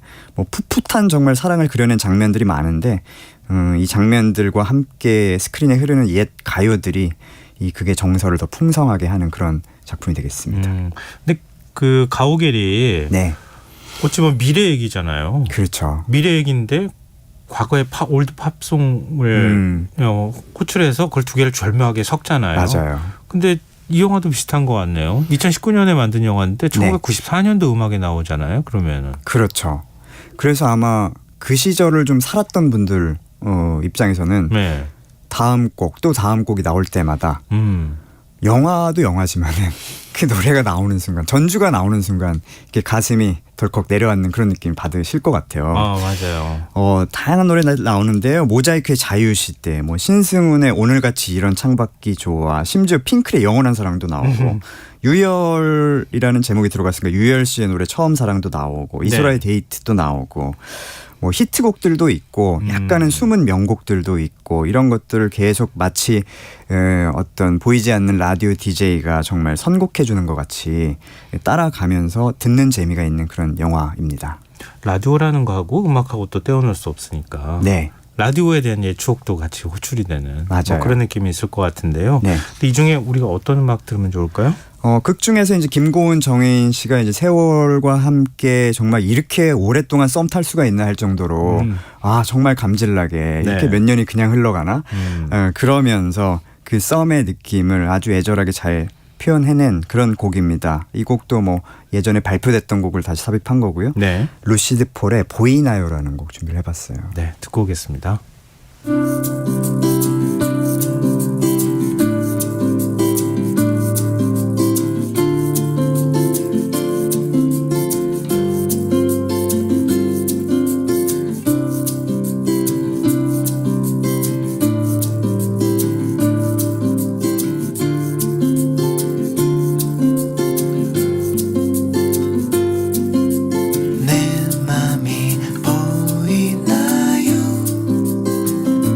이렇게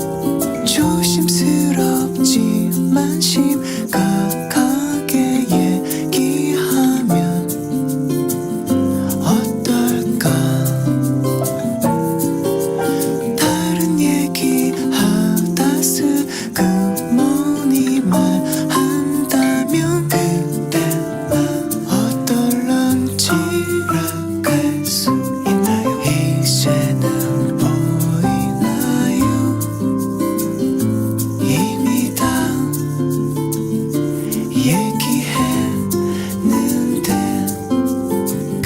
그래도 모른다면 나도 잊을까요?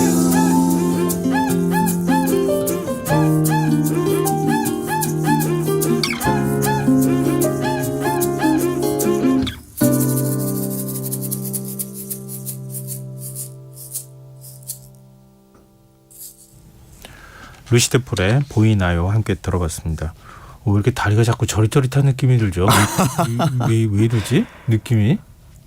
일단은 가사가 이래도 안 보여요. 내 마음. 뭐 이런 가사잖아요. 이게 내 앞에서 만약에 저런 음악을 연주하고 있다 그러면은 네. 보일 것 같아요. 그 사람이 보일 것 같아요. 그리고 역시 루시드 폴의 이 목소리도 그렇고 네. 뭐 기타 연주도 그렇고 어떻게 보면 역설적으로 굉장히 아마추어 같아서 더 정말 최상급의 프로도 맞아요. 흉내낼 수 없는 맞아요. 그런 진한 감성을 네. 자아내는 것 같아요. 약간 공감을 불러일으키는 목소리에 네. 그러니까 기교를 별로 부리지 않고 네. 그냥 그대로 담백하게 전하니까 그게 진심같이 느껴지는 그렇죠. 그런 진짜로 효과가 있는 서툰 것 고백 같아요. 같은 그런 느낌? 맞아요. 맞아요. 자, 그러면은 이 노래 말고 또 우리가 마지막으로 만날 플레이리스트 어떤 걸까요? 네, 2008년 영화고요. 제목부터 플레이리스트라는 단어가 포함이 되어 있는 그래요? 그런 네. 영화가 있습니다. 닉과 노라의 인피니트 플레이리스트라는 이건 뭐예요? 네, 뭐 인피니트는 무한한, 뭐 끝없는 이런 뜻이니까 예. 끝없는 플레이리스트. 실제로 굉장히 많은 곡이 삽입이 되어 있고요. 줄거리 단순합니다. 아마추어 밴드에서 연주하는 음악광 닉이 있어요. 10대입니다. 네. 그리고 또래 음악 팬 노라가 있어요. 네. 두 사람 다 각자 가슴 아픈 이별을 한 뒤에 네. 라이브 클럽에서 관객과 연주자로 마주치게 되는데 우연히 이제 뭔가 얽히게 되면서 이제 감정이 하룻밤 사이에 급변하게 되는 그런 하룻밤 동안의 이야기를 다룬 그런 영화예요. 그냥 연기가 음악이겠는데요, 뭐. 그렇죠. 그리고 뭐 뉴욕이 배경이라서 네. 마치 뉴욕의 청춘이 한번 돼보는, 이입해보는 그런 느낌도 있고 실제로 2000년대 초반에 활약했던 그런 뉴욕 씬 중심의 그런 인디 밴드들의 음악이 굉장히 많이 삽입이 되어 있어요. 2000년대 그럼 초반쯤 음악들이 많이 들어가 있는 거예요? 맞아요. 요즘 이제 유행하는 Y2K라고 하죠. 세기 말 세기 초 미국, 영국 인디 밴드 음악들이 많이 들어 있고요. 뭐 뱀파이어 위켄드, 뭐 디벤드라 벤하트 비롯해서 조금 음악 좋아하는 분들한테도 생소할 수 있는 뭐 타카타카, 위아 사이언티스트 뭐 이런 아주 네, 그러네요, 아웃사이더 좀. 감성이 빛을 발하는 그런 플레이리스트가 작열하는 그런 영화입니다. 그럼 우리 끝으로 어떤 곡 들어보면 좋을까요? 영화 초반에 나오는 곡인데 네. 아주 아름다운 발라드 곡이에요. 크리스 벨의 스피드 오브 사운드 음속이라는 곡인데요. 이 네. 크리스 벨은 27살 나이에 안타깝게 이제 자동차 사고로 요절을 한 아티스트이고 그래요. 빅스타라는 밴드에서 활동을 하긴 했는데 솔로로 데뷔를 하고 앨범을 내보지 못하고 녹음만 해놓고 요절을 갑작스럽게 하게 됐어요. 그래서 이 곡도 뭐 돌아가신 지 10여 년 뒤에 발표가 된 곡인데요. 네. 아주 애절한 짝사랑의 노래이고요. 내려오고 있는 그런 비행기 그렇지만은 착륙하지 못한다. 비행사가 없기 때문에 자기 얘기 같은 느낌이어서 아무도 놀랐네요. 발견하지 못한다. 이런 구절로 끝나는 그런 노래예요. 그래요. 네. 오늘 밤에 청취자분들도 그렇겠지만 어떤 플레이리스트 들을지 어떤 음악 들을지 막 고민하실 것 같아요. 저도 네. 지금 고민을 좀 해봐야 될 것 같습니다. 오늘 네. 라디오 끝나고 난 다음에. 자, 오늘 스크린 음악다방 여기서 마무리하겠습니다. 지금까지 임희원 음악 전문 기자였습니다. 고맙습니다. 감사합니다. 김성원의 있어요. 오늘 순서 여기서 마무리하겠습니다. 모바일 쿠폰 당첨자는 홈페이지 공지사항에서 확인하실 수 있습니다. 끝곡으로 임희영 기자가 추천한 곡이죠. 크리스벨의 스피드 오브 사운드 들으시고요. 전 다음 주 월요일 다시 찾아뵙겠습니다. 지금까지 시사평론가 김성환이었습니다.